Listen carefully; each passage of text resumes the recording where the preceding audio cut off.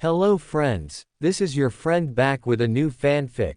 What if Naruto was banished by Konoha and became a godlike shinobi with femme Kyuubi harem? Episode 2. If you like this story, don't forget to like, share, and subscribe, and leave your thoughts in the comments. Now, Naruto's exile is beginning to transform him into something far greater than anyone in Konoha ever imagined, and the world is starting to take notice. Now, let's start.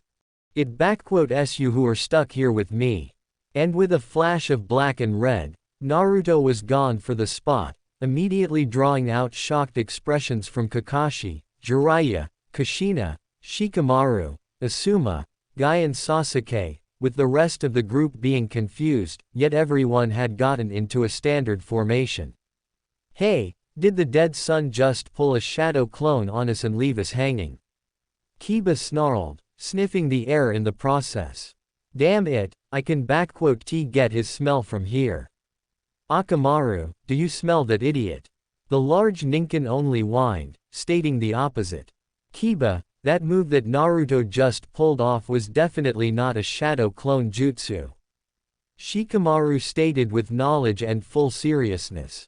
Jiraiya-sama, Kakashi-sensei, correct me if I am wrong, but wasn't that fourth Hokage s Hiraishin a space and time fuinjutsu, allowing for an instant teleportation from one spot to another? Yeah, that certainly looked like Hiraishin to me. Jiraiya agreed, carefully analyzing the environment around him with the rest of the shinobi here. That definitely looked like Minato signature flying Raijin, but I doubt that Naruto could learn that from anywhere. Hell, the only existing scroll on Hiraishin and written by Minato is in Konoha, with Menma, who still can even get the formula right, and he is a genius when compared to Naruto. No, the Gaki must be just playing with us here, trying to even up the chances through some cheeky little pranks. Yeah, I agree with you, Jiraiya-sama.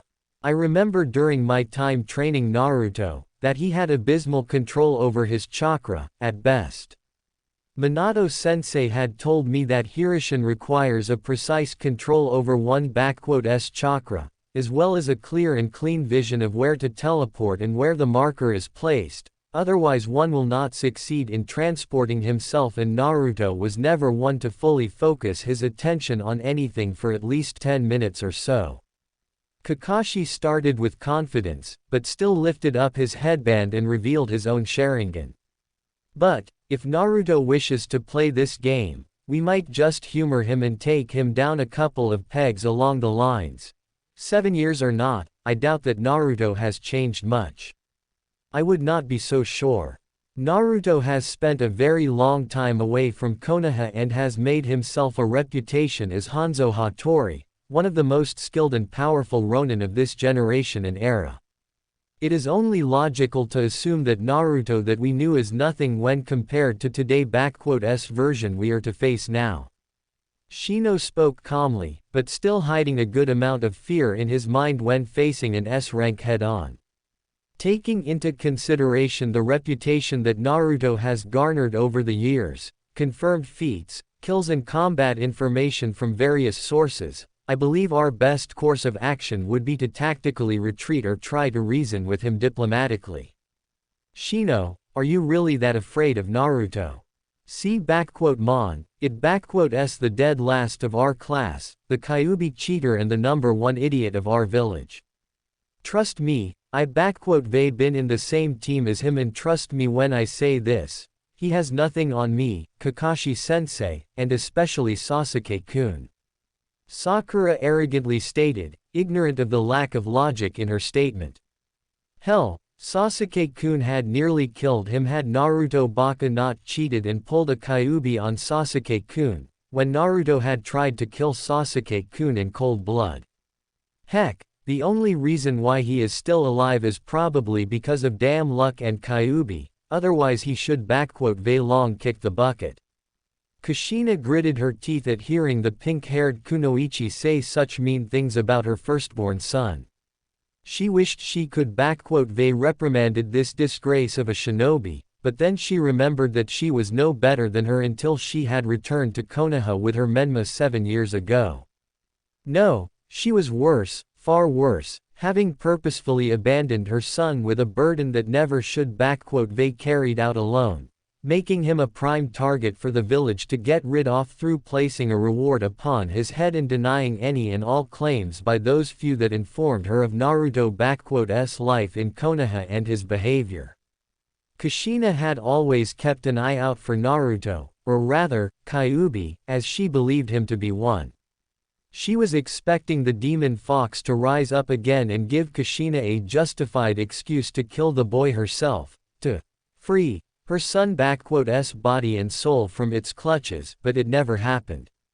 Years and years have gone by, with abuse, cruelty, beatings and close-to-death situations reported to Kushina, and yet, slowly, piece by piece, bit by bit, her previous beliefs were starting to crumble, and the image of a possessed child with whiskers and eyes of a demon was starting to get replaced with one of a horrified, lonely child, crying out for his mother to come for him, surrounded by people all ready to kill him.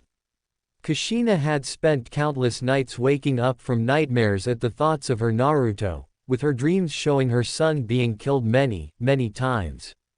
And it wasn't Menma, no, but Naruto. Eventually, the widow of the fourth Hokage had finally come to a realization of what kind of horrible mistake she had made, and with her younger son in tow, rushed back to Konoha, fully intent on reuniting with Naruto and seeking out his forgiveness.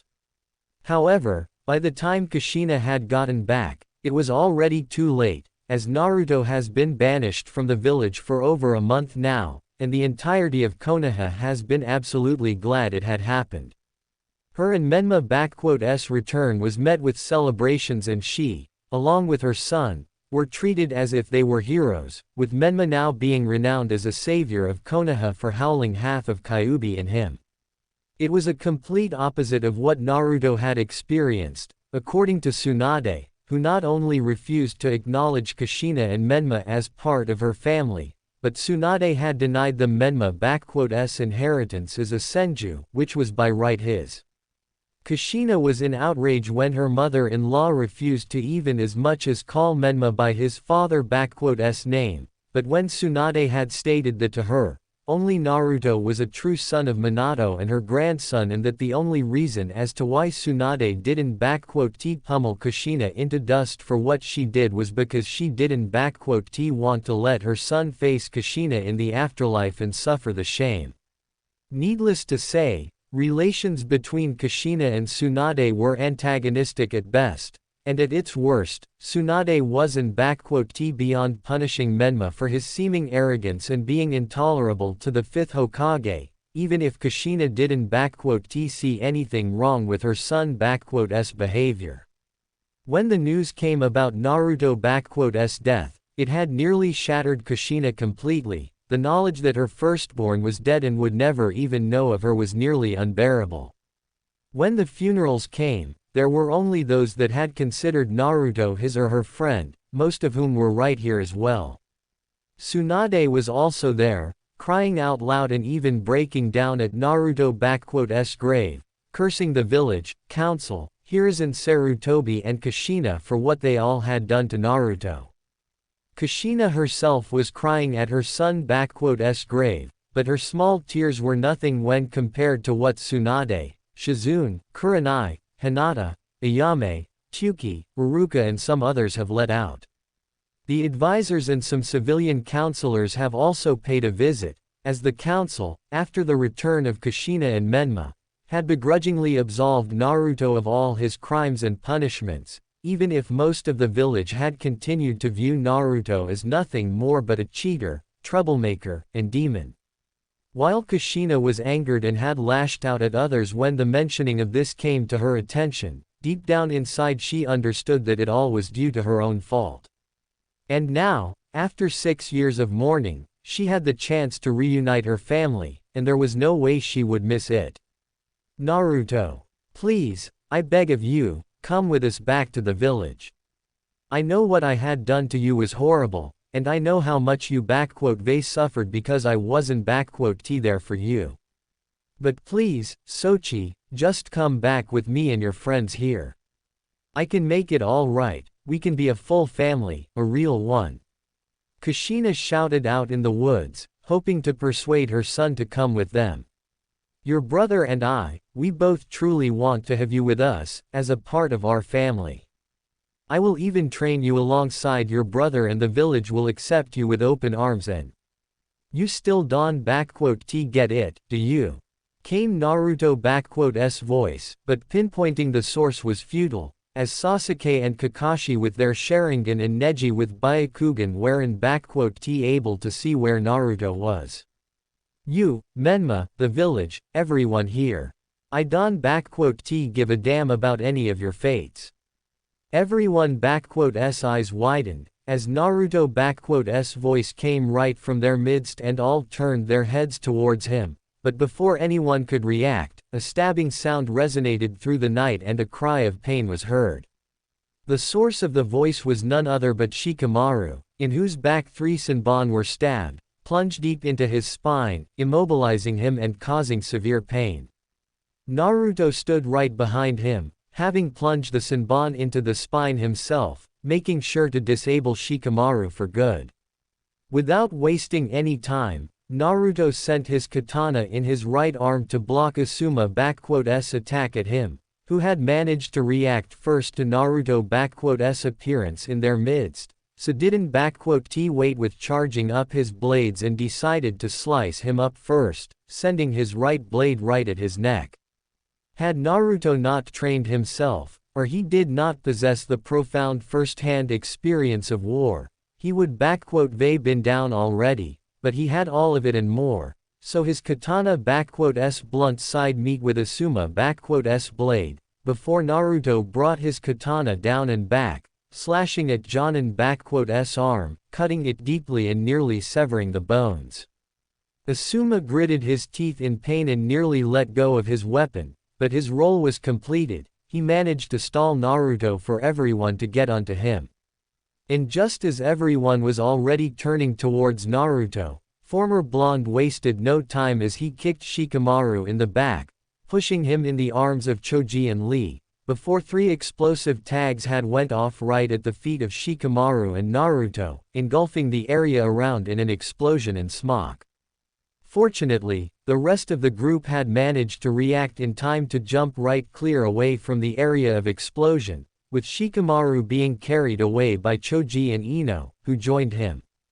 However, even though everyone had cleared away from the area of explosion, Konoha's group now faced a completely different problem. When they jumped away from the explosion, they scattered around the area and were now broken down to pairs and threes, groups that were far easy to pick upon. Most of them understood this, and were already thinking about getting back together, but that is when their luck had once again ran out, as thick, layered with chakra, fog settled in within the barrier, obscuring the vision, smell and even hearing. Water style. Magen Kurigakure no Jutsu. Naruto mentally said as his personal variant of hidden mist jutsu settled in, as he sat on a tree branch and watched as Konoha's group was split and stuck together with those that they saw closest to them at the moment. Now, time to pick them apart, Naruto thought to himself, as he made his signature hand seal, before he and his clones disappeared in flashes of red and black. Careful, Choji, sat him down more carefully. Ino commanded her teammate, who sat Shikamaru down, while his injured comrade was shaking slightly, with 3 Senbon right in his back. Okay, give me some space, I try and see what Naruto has done to Shika here. Ino, who much like Sakura, had gone through medical ninja courses back in Konoha, went immediately to Shikamaru to examine him, before her eyes widened in shock. This is bad, really bad. Ino, what is it? What did Naruto do with Shika? Choji asked Ino, worried for his best friend. These Senbon, Naruto didn't just injure Shikamaru, but he plunged those Senbon right in between Shikamaru's vertebrae, with a surgeon's precision no less. Ino stated to Choji, who paled instantly. Right now, Shikamaru is paralyzed and can move or react to anything, as his nervous system just went into a shock. For as long as those Senbon are on his back, he won't be able to come to his senses, but if I try to remove them on my own, I can end up crippling Shikamaru completely. One wrong move of those Senbon and your best mind will not be able to move even a muscle. Ino and Choji widened their eyes, as they looked upwards, seeing Naruto sitting right above them. I've taken a couple of lessons on human physiology and pressure points whilst I was in Kiri. Must say, their Anbu, Iryo nins and Hunter nins really do know their stuff. And their acupuncture is one hell of a stress reliever, a real-life savior when you have stiffness all over your body. Naruto, how could you do something like that to Shika? Why you could paralyzed him for life or worse, kill him. Choji shouted at Naruto, who didn't even move a muscle. Look, I know what Shika, me and others have said was bad, and we are all really sorry for it, buddy, but that is not the reason to be so hostile towards us. Why don you just come with us back to village, and I ask my mom to treat you to something really tasty, like the good old times. Just help Shikamaru here and we can all go home together. From that one, Choji and Ino heard a distinct chuckle coming from Naruto, a dark one, before he spoke up. Choji, you were always a jovial buffoon. A good, kind one, but a buffoon nonetheless, always going along with the crowd and letting your stomach do all the thinking before your head. Naruto simply stated to him, with Choji gritting his teeth and tightening his fist. If we really were friends, you would at least asked me about the Kyuubi and what happened in the valley, not berate and accuse me of what I was forced to do. Hell, you and most of the others, you all really are just a bunch of morons, having fallen for Sasuke's tales and turned on me. You were out there too, Choji, and we all knew that Sasuke had defected, yet you, Kiba, Shika here, and everyone else just took the words of a traitor over the supposed friendship with me. Some friends, and as for Shika here, I wouldn't be surprised if he later on said thanks, since moving around is such a drag. Naruto let out an amused chuckle, recalling how lazy Shikamaru could be. You can say that Sasuke had defected, he was under the influence of Curse Mark and it made him go rogue. Ino protested, forcing Naruto to turn to her. He wasn't in the right state of mind when he did it, so you can just blame him for what had happened to you, Naruto. You were the one who injured and nearly killed him, whilst using the Kyuubi and nearly killed, Ino. Naruto asked her again with a raised brow. Ino, have you, or anyone else, taken your time and looked at me when I was in hospital? I had 2 stabbing wounds in my chest from Sasuke's Chidori, nearly all of my bones were broken or on the brink of breakdown, and don't get me started on blood loss. And what of Sasuke? A couple of cuts, bruises and some minor concussion, I believe. Yeah, he totally didn't try to kill me and I had put him at death's doorsteps. Naruto simply let out a sigh, getting down onto the ground and looking at the pair, who were ready to fight him. Who am I trying to convince? A number 2 fangirl and a fatso with a brain in his stomach. Anyway, enough talk. Who are you calling fatso? My bones are just, Choji cried out in rage, not even catching a glimpse of Naruto looking in his eyes. Genjutsu, Nocturne Embrace. And with that said, Choji's rage was quelled in a second, before his body slumped and fell down onto the ground, with his mind now being plagued by his deepest nightmares and unable to escape them. Akamichi clan focuses on the physical application of their chakra, being able to draw upon yang chakra with relative ease to a limited extent. This makes them best suited for taijutsu, with a lesser reliance on ninjutsu than others, and a complete lack of genjutsu. Want to beat an Akamichi? Use genjutsu. Gotta love Senju Warring States Encyclopedia. What the hell? Choji, are you, and Naruto, you got genjutsu as well. You were supposed to be unable to use any of it. Ino screamed at him, while moving towards Choji to wake him up, but she was unable to reach him, as Naruto appeared right in front of Ino and delivered her a powerful punch in the gut. Yamanaka, complete opposite of Akamichi, best at genjutsu due to their mind-controlling abilities, but worst at taijutsu.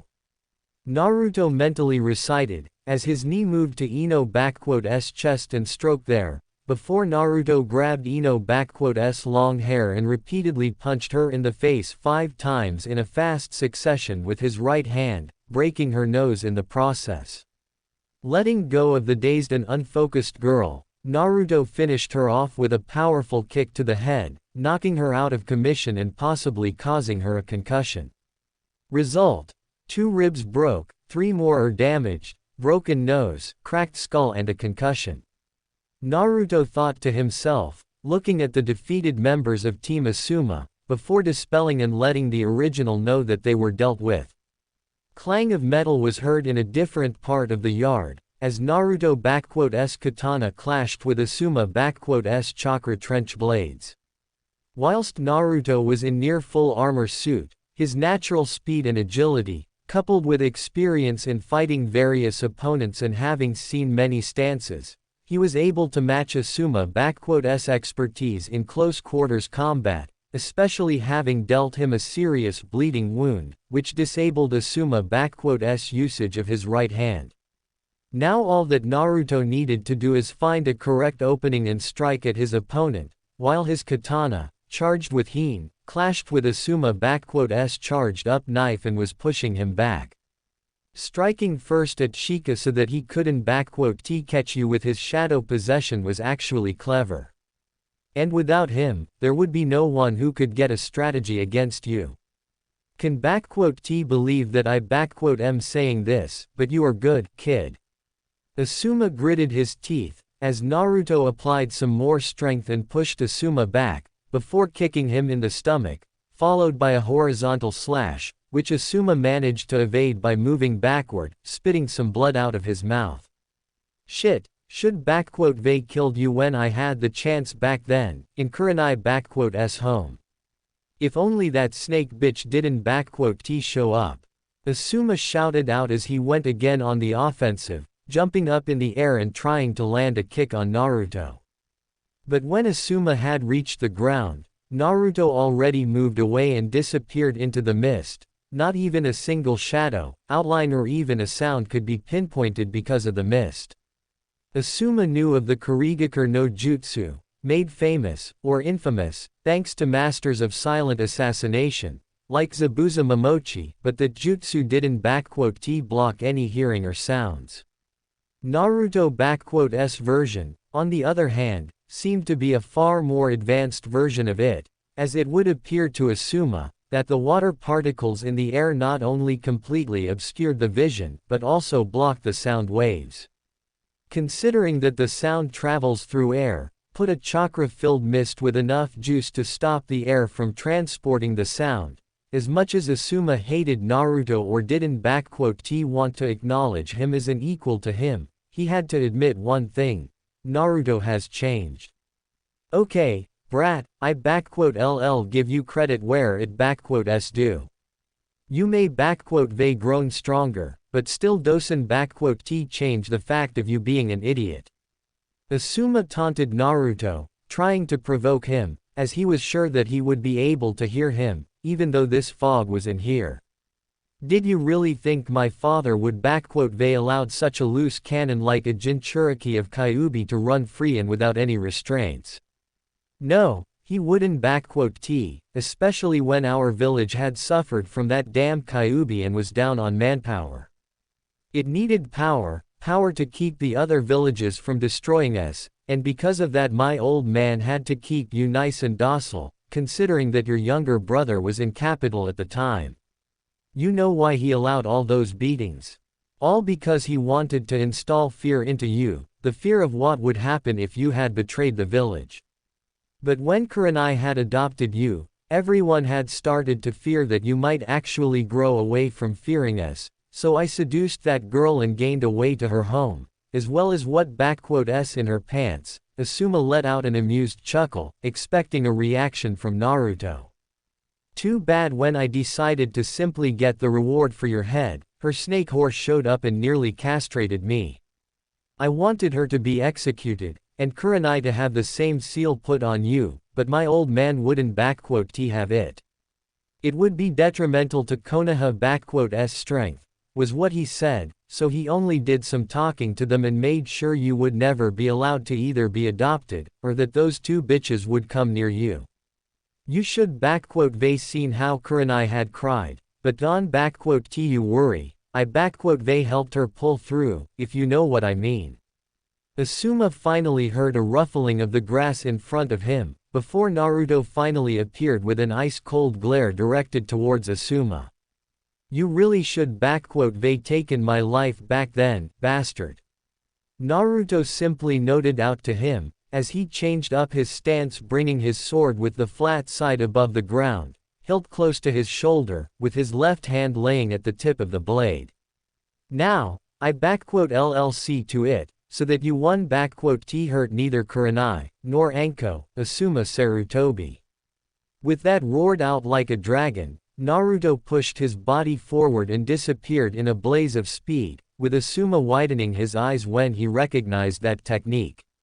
A sword brought to the shoulder with its flat side over the ground. This technique, it can "TB." Asuma had hurried to ready himself for the defense, but ended up missing his opportunity, as a slash came at him, a wound trailed going from his right side of torso and diagonally traveling to his left shoulder. "Hirazuki, Gatatsu Ashiki," Naruto simply stated, as Asuma dropped his weapon and slumped down on his knees, bleeding profusely, while the former blonde turned to face him. "When I was participating in Mizu's civil war, I had taken lessons from Ieyasu's personal guards, Shinsengumi, specifically from one man known as Wolf of Nibu. I wouldn't say I fully mastered his techniques and style, but at the very least, I would say I can hold my own in a sword fight with it."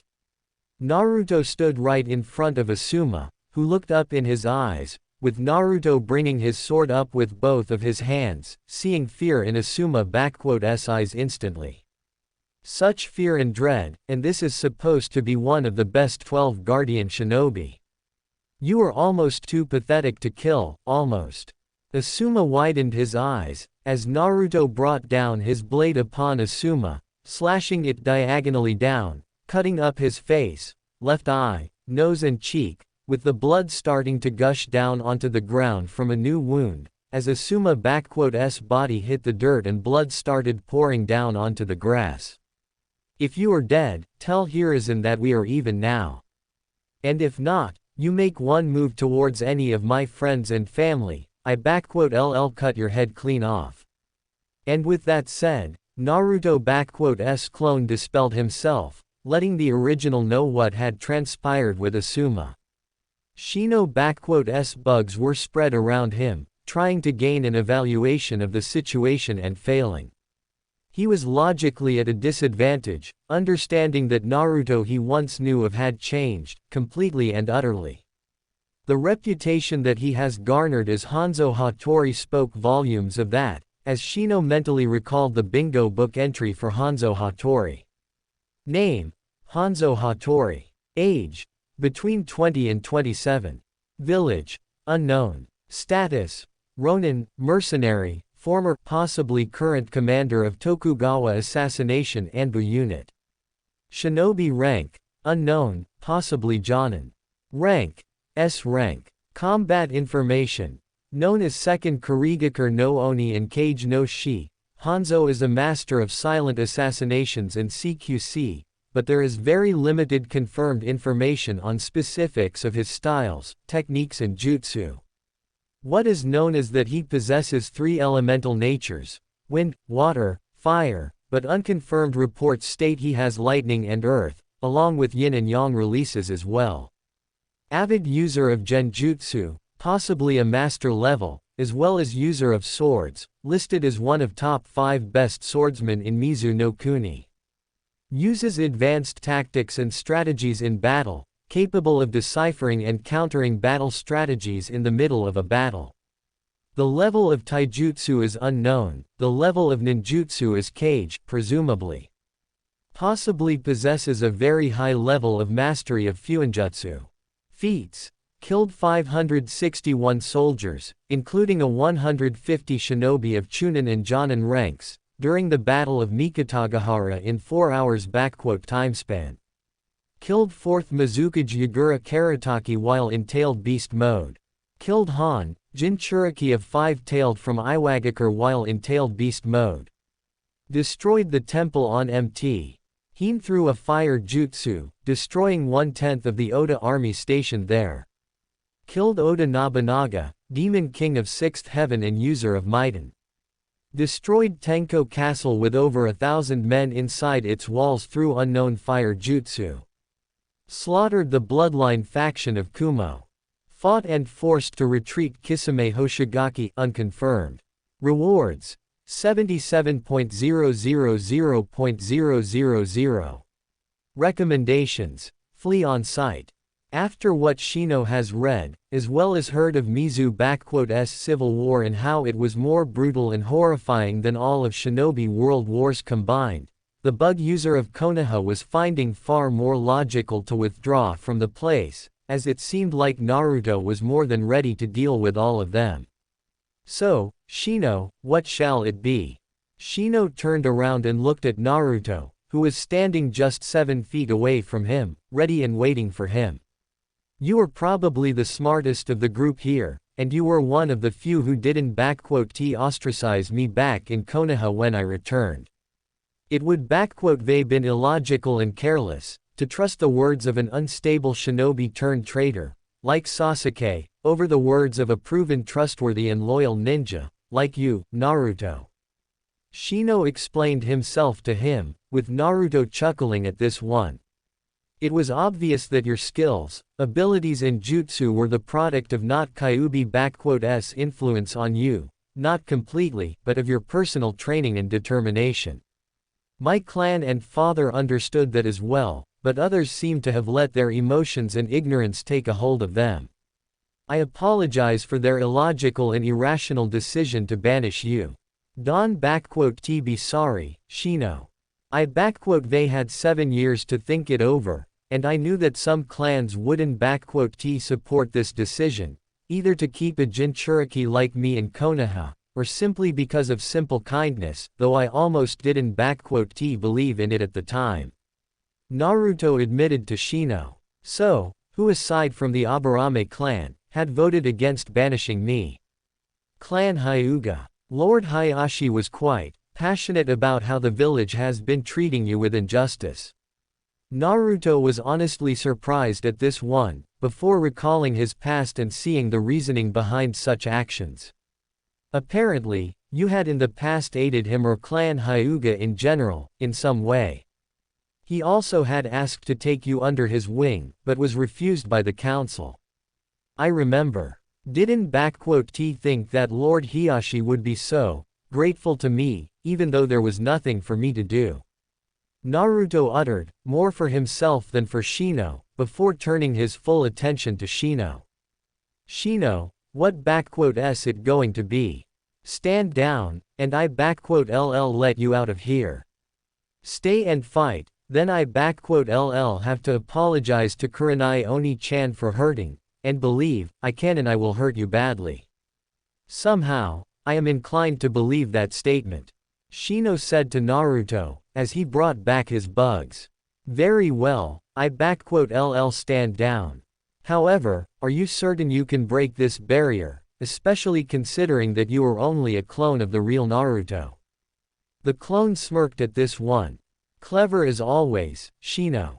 The Crescent Dome Barrier is a fine level 7 Fuinjutsu technique, no argument about it, but the other clones are already at work rewriting it to my needs.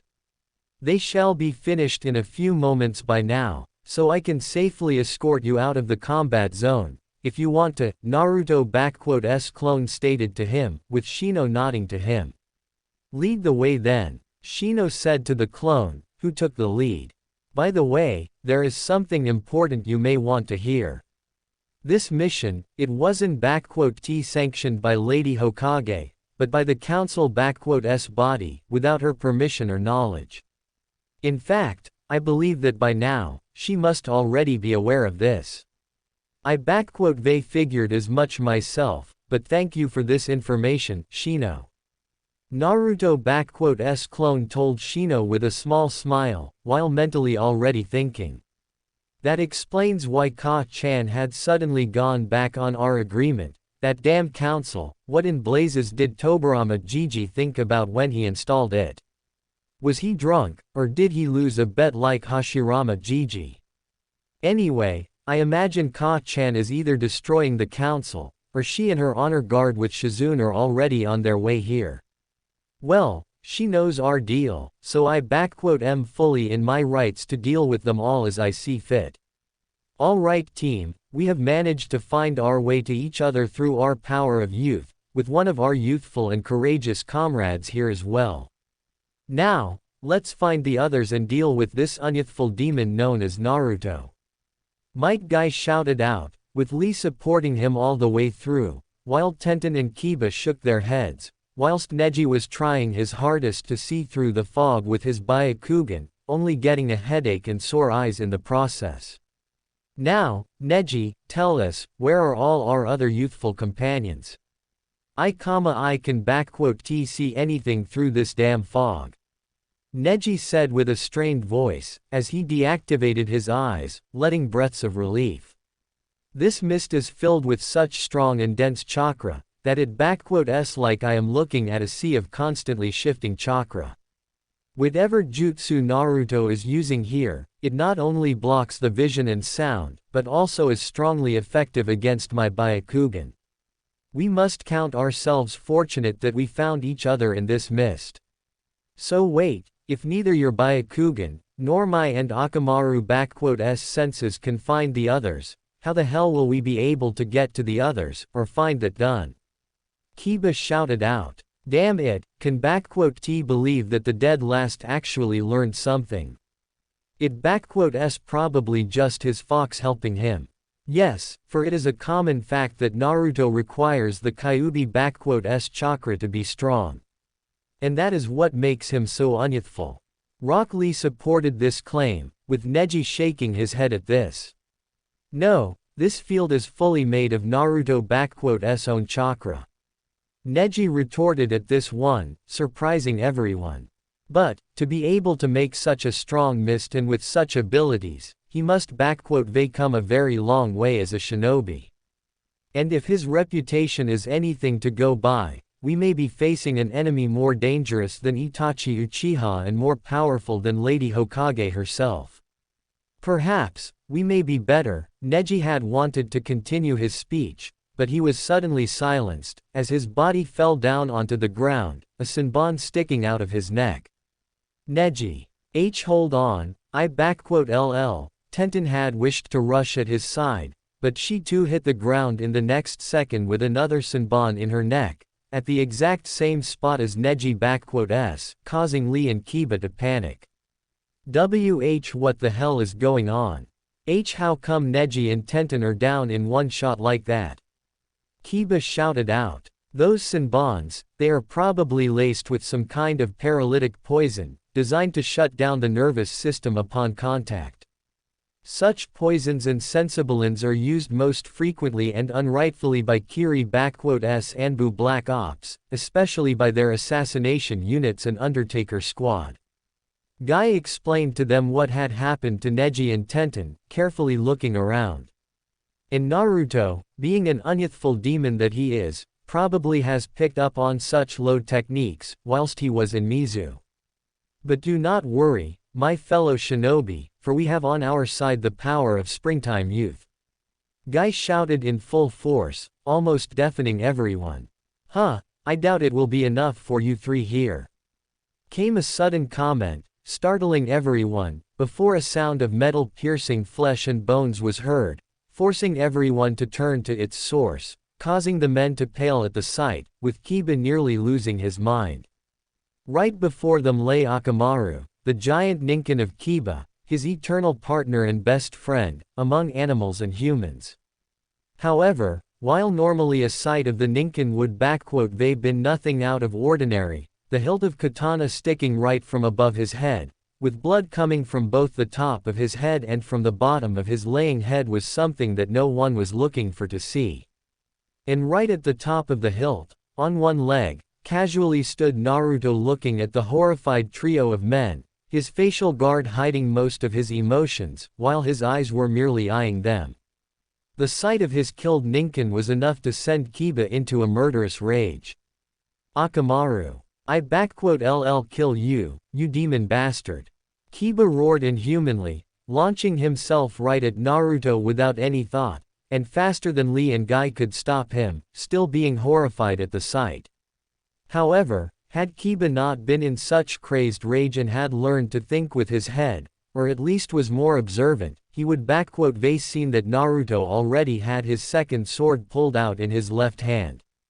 When Kiba had reached Naruto, the black-armored Ronin seemingly disappeared into a thick mist, leaving the top of the hilt. Before Kiba could sniff him out or hear him, a shadow descended upon him from above him. And in the next second, the shadow reached the ground. Just as Kiba had managed to look upwards, a shining thin trail was followed down to his body, a blade red with freshly spilled blood flashed upon the grass. "Hana sends her regards, Kinslayer," Naruto whispered to Kiba, as his eyes widened, before blood splashed from a wound, beginning at the left side of his chest and ending at the right side of his hip, with the Inuzuka dropping dead upon the grass and joining his companion in afterlife purgatory. With a speed that even Lee could envy, Naruto quickly regained himself and drew his blade in his left hand in a Hirazuki stance, already launching himself right towards his next target. Guy had managed to regain himself and used all of his speed to try and intercept Naruto. "Severe leaf hurricane," he shouted out, as he tried to kick Naruto's face while he was in thrust. However, all that Guy had managed to hit was thin air, as Naruto disappeared in a flash of black and red, shocking Guy. And in the next second, just as Guy had landed, a loud shout of pain had come from his student, forcing Might Guy to look and freeze in one instance. Rock Lee stood, frozen in shock and pain, as blood ran down from his mouth. And behind him stood Naruto, whose blade had struck Lee in his spine and was buried deep enough to cause Lee immeasurable pain and be enough of a threat to completely immobilize him for life. Lee. Guy was ready to run to his student, but then Naruto spoke up, with a small medical kit being tossed right at his feet. "Better think of your next move, Guy, because it will decide whether all three of your students die here, or they will live," Naruto said to him in a cold and emotionless voice, causing Guy to freeze up. "Those Senbons were placed in an extract, enough to kill even a healthy titan like you. The dose I used will kill Tenten and Neji in 5 minutes, unless you administer the antidote in that pouch I tossed within that time. And as for Lee, if you decide to fight me, he will lose his life in an instant. So, what shall it be, Guy? Your students' lives, or a chance to kill the unythful demon?" Naruto asked Guy, who was shaking with rage, but also fear at the prospect of losing his students. Damn you, demon!" Guy shouted at Naruto in tears, as his shaky hands picked up the medical kit and he immediately went to Neji and Tenten, hoping to save their lives. Wise choice. Now Lee will only lose his legs. Lee and Guy both froze at Naruto's words, as former shinobi of the leaf plunged his sword deeper into Lee's spine, before severing it, and with a cry of pain, Lee dropped onto the ground, unable to feel his legs anymore, as Naruto's blade had left his body. A horrified Guy looked at Naruto. "Now we are even, Guy." And with that said, Naruto's clone dispelled himself, leaving Guy, in tears, shaking and in such great horror and rage, that no miracle of youth could potentially bring him back to his normal self. Kakashi-sensei, this mist, it like, Sakura had tried to speak up, as she looked around herself, back to back with Sasuke and Kakashi Hatake.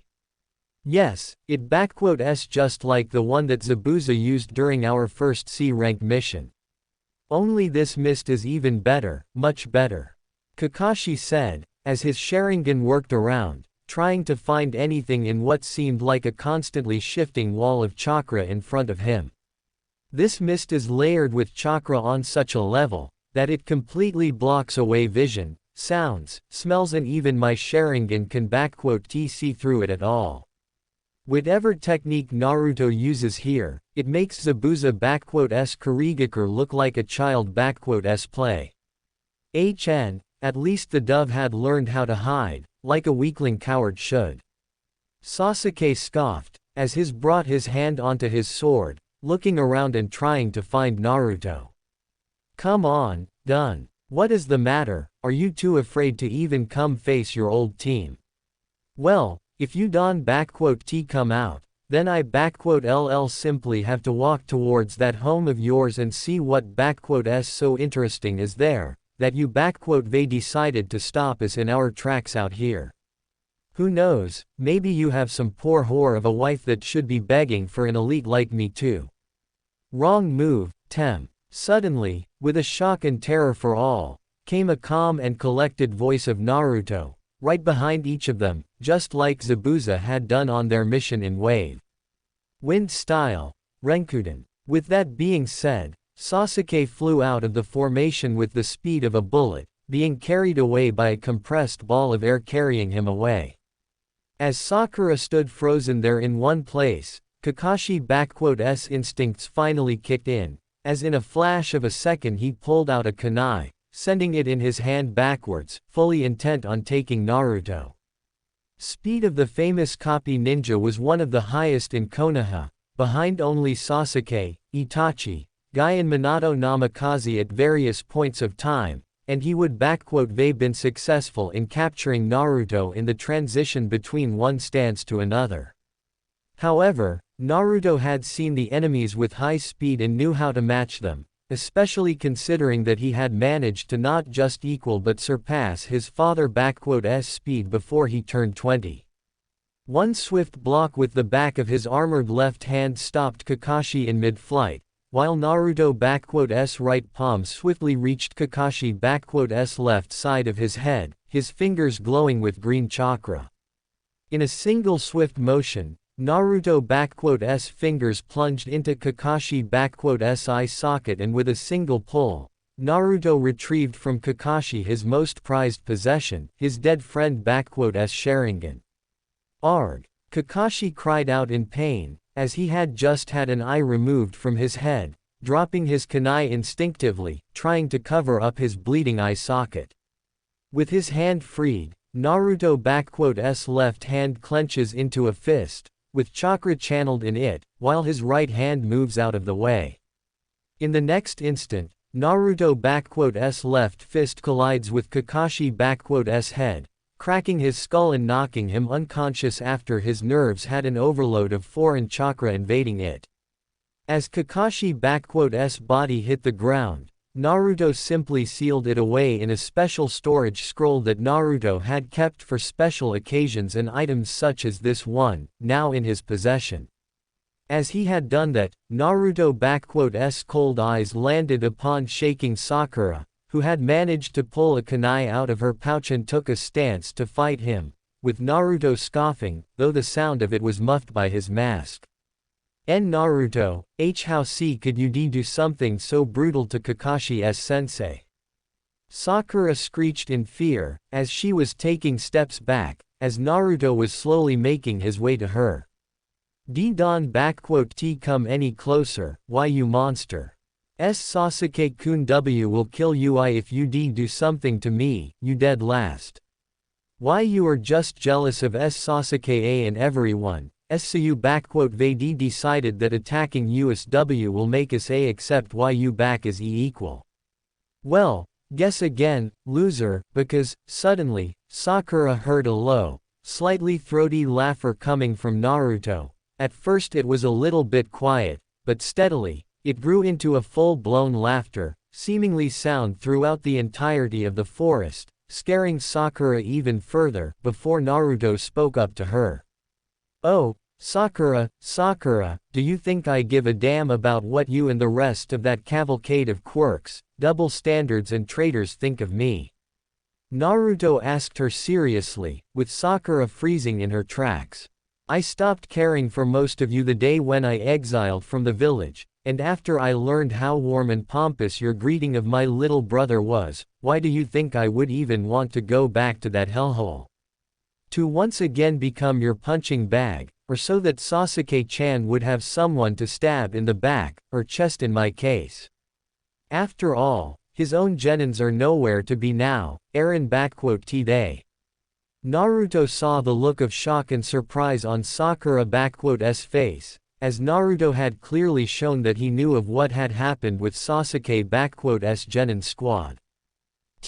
Those genins died on a mission, when I intercepted Sasuke-kun and Sakura had tried to defend her love of life, before Naruto had spoken up again.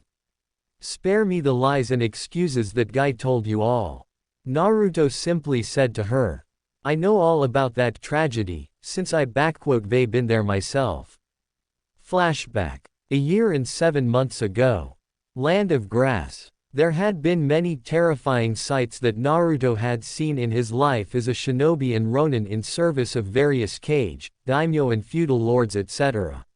Mizu's civil war had provided him with a plethora of horrifying and nightmarish sights and images that would be enough to drive mad with fear and dread even some of the toughest persons in the shinobi world. Yet, to Naruto now, it all was just a part of his job back then, nothing more, and learned to not let it get to him. However, the sight he was seeing now was different from the others, for before Naruto laid not a field of shinobi skirmish but what appeared to be a slaughterhouse. On a grassy plain lay 6 of Iwa's shinobi, dead for about a couple of hours. Having worked with Iwa and their shinobi, Naruto was able to determine that these were Chunin shinobi, and a bit of pocketing around revealed that they were on a diplomatic mission to Daimyo of Grass. At first glance it seemed like they were all ambushed by someone laying in the waiting. Naruto's first picks were either Konoha or Kumo, as those two also competed for the alliance with Grass. And at first, Naruto's former guess was correct, as he noticed 2 dead Leaf shinobi, until his careful eye instantly examined them and what he found out first confused, and then horrified them. The 2 dead Konoha shinobi were not Chunin or Jonins, no. They were genins, fresh and untested, clearly out of academy just recently or a year ago, no more or less. One of them was a black-haired boy in simple gray shirt and black pants, a civilian most likely, while the other was a girl with lavender short hair, pale eyes, dressed in a beige dress, black shorts and sandals, along with a curse mark hidden underneath her headband, showing her as a member of Hyuga branch family. They had backpacks on them with provisions, clothes and more, all signs of AC rank mission out of Land of Fire. However, what got to Naruto wasn't the fact that they were dead, but the character of their wounds. The Iwa's shinobi were killed with brutality, stabbing wounds, burns and blackened skin, as well as a distinct smell of ozone indicating the usages of sword, fire style and lightning style on them. Naruto's mind quickly came up with possible candidates on who could it be. Kakashi Hatake, known user of both elements and sword, but he no longer used one, and Sasuke Uchiha, a now Jonin of Konoha, known for using sword, fire and lightning, along with being merciless and brutal to enemies. Having kept an eye out for potentially dangerous shinobi, Naruto knew it was Sasuke that had done the deed here. And as for the genins, the boy was seemingly the first to go down, as his throat was slashed by a sword, his face frozen in shock. The Hyuga girl was stabbed in the back with what looked like a jab, a clear sign of Chidori, when she tried to run away in fear, laying on the grass face first. However, there was still no solid proof that it was who Naruto thought it was, until his trained ears hadn't picked up a coughing sound. Rushing towards it at his full speed, Naruto ran underneath the closest tree in the field, where he found a young girl with light brown hair with green eyes, dressed in a simple dark green shirt and black pants, laying down, with a hand covering a large slashed wound on her stomach. Without any warning, Naruto went to her, speaking up to her. "Don't worry, I am not going to get hurt." He calmed the pale girl down, carefully moving her hand away from the wound and placing his own hand onto it, beginning to use the medical ninjutsu on her. "It's going to be okay, I promise. I may not be on the level of your Hokage, but such wounds are nothing new to me, so you LL be safe in a few minutes."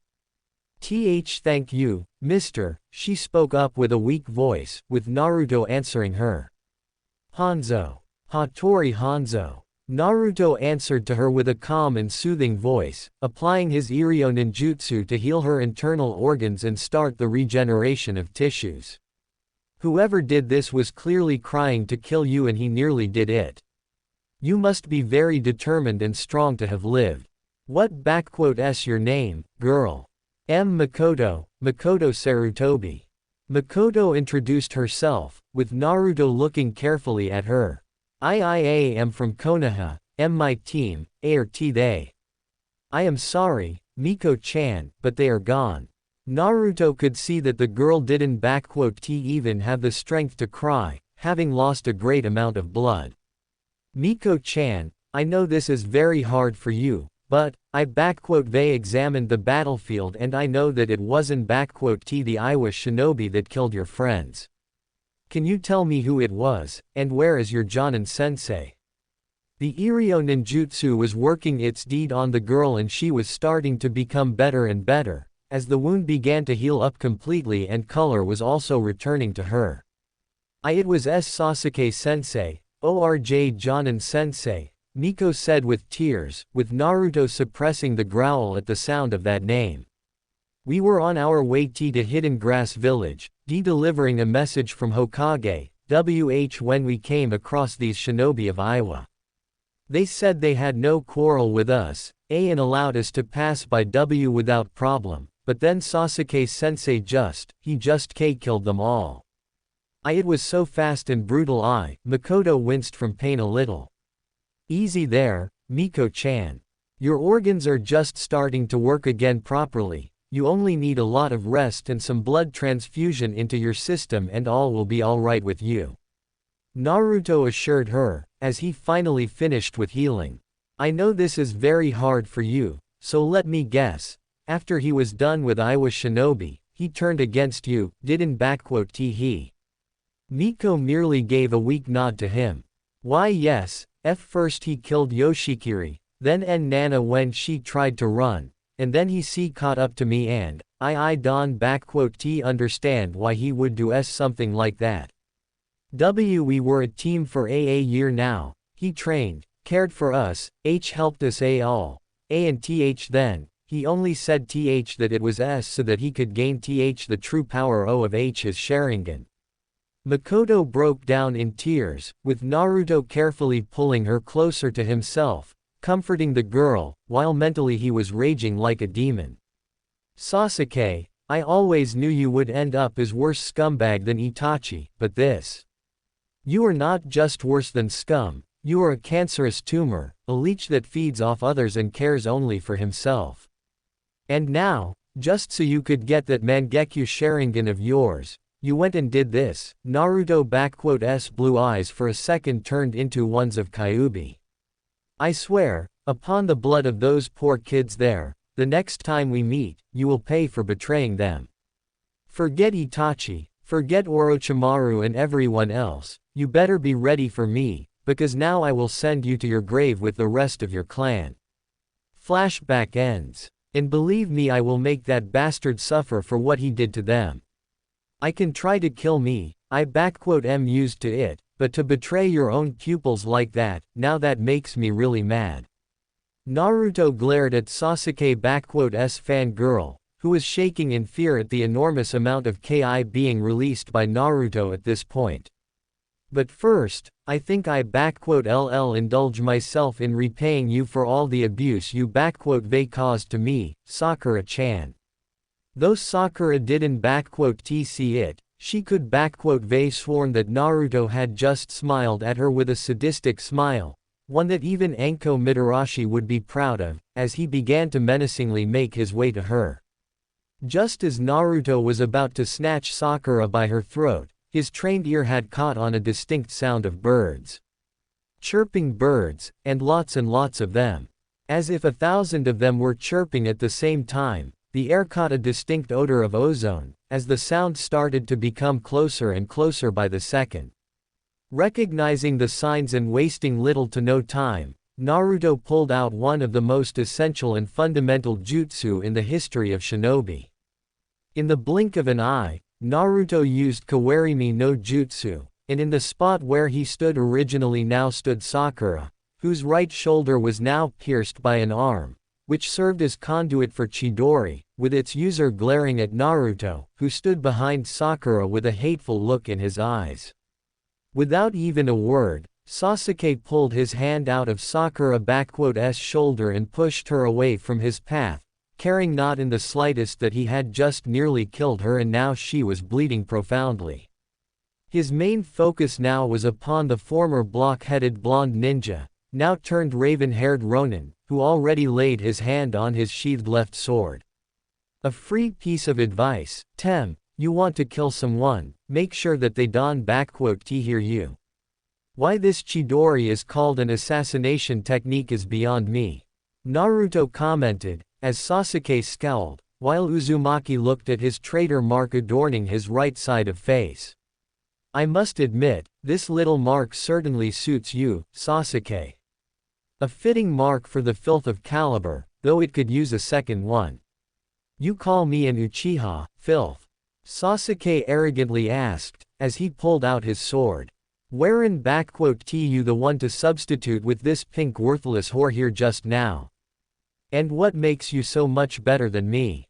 Well, I wouldn't call Sakura here entirely worthless, at least now that she proved to be useful for something. As for filth, considering my banishment, animosities, bias etc. I believe I am more than justified in my actions, especially considering how you they just invaded my private land and threatened me, so I am fully entitled to using self-defense. Naruto calmly stated, but not letting go of his glare.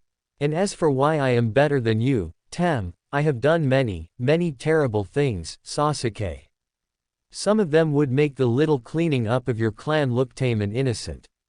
Naruto caught a glimpse of hateful glare directed towards him.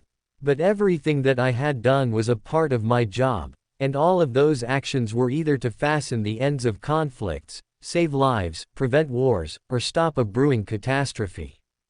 And I they never during those missions had turned on my teammates, or more importantly, on the kids that were responsible, unlike a certain Uchiha filth that stands before me. All that Naruto caught was a smirk of Sasuke, not even a glimpse of regret or sorrow, but pride and arrogance. So, that little bitch Makoto survived. I knew I should they burned her with my new power, just to test it out, but I guess I was too sentimental. Sasuke closed his eyes, before opening them and revealing his new eyes, in a pattern of an atom, looking directly at Naruto. No matter, once I am finished with you and whoever is in that house of yours, she taste my new power. You one get to her, I they made sure of that, believe me. Naruto simply stated to Sasuke. Nor will you harm anyone in my home or anybody else for that matter, since I am finishing up what Itachi couldn't do. Naruto blasted off from his spot at his full speed, running towards Sasuke to cut him down. Don even dared to say his name, Dobi. Amaterasu. Sasuke's left eye bled, as he sent towards Naruto his most powerful jutsu, the flames of Amaterasu. Sasuke was already planning to celebrate his victory, when he saw a flash of black and red right before his flames had appeared and began to burn the empty soil, with steam appearing from the contact with the mist. Uchiha Avenger began to frantically look around himself, trying to find where Naruto really was, until his voice came from behind him. "So, this is the infamous Amaterasu of Uchiha clan. Have to say, not as impressive as I had expected it to be." Sasuke turned around and saw Naruto simply standing there with calm posture and the same look on his face. A fusion of Yinten with Kaiten, creating a pseudo-Kekkei Tota known as Enten, or Inferno style. While achieving the creation of Enten itself is nothing short of a miracle and genius of highest praise, to find out that Amaterasu just spawns those flames like that is kinda lame. Naruto commented, as Sasuke mentally sent his next blast of Amaterasu towards him, only for Naruto once again to disappear from view at the last second. "Stop playing around and stand still, done. You think your little advanced Shunshin will save your neck all the time?" Sasuke called him out, looking around. "You think that I am using Shunshin here? Sasuke, you honestly disappoint me," Naruto spoke up in a mocking tone of voice, staying away from his view. "For a so-called genius from Uchiha clan, and favorite student of Kakashi Hatake, I would expect you to recognize the technique that had cost Izuna Uchiha his life at the hands of my ancestor, Tobirama Senju. So, you really do use Hiraishin no Jutsu. And did I hear you right? Did you just claim the second Hokage to be your ancestor?" Sasuke snarled out, with a chuckle coming from Naruto. "What is so funny, you worthless dove? Oh, I am just laughing at how blatantly ignorant and arrogant people can be, Sasuke. After all, it is common knowledge in Konoha now that Minato Namikaze is the son of Tsunade Senju, granddaughter of Hashirama Senju and grandniece to Tobirama Senju. I am sure that everyone now and their dog knows about it in elemental nations, along with Menma Namikaze being his son, and Naruto Uzumaki, yours truly, being his older brother, from the same father and mother." Naruto explained in a mockingly teaching voice to Sasuke, further aggravating him. "So you see, I am not only great-great-grandson of second Hokage, but also a direct descendant of first Hokage, his blood and bones. You know, it's almost an irony. A Senju is facing an Uchiha, just like during Sengoku Jidai. Your pathetic clan never stood a chance against the true might of Uchiha. The only reason we even allied with you was out of pity." Sasuke taunted Naruto.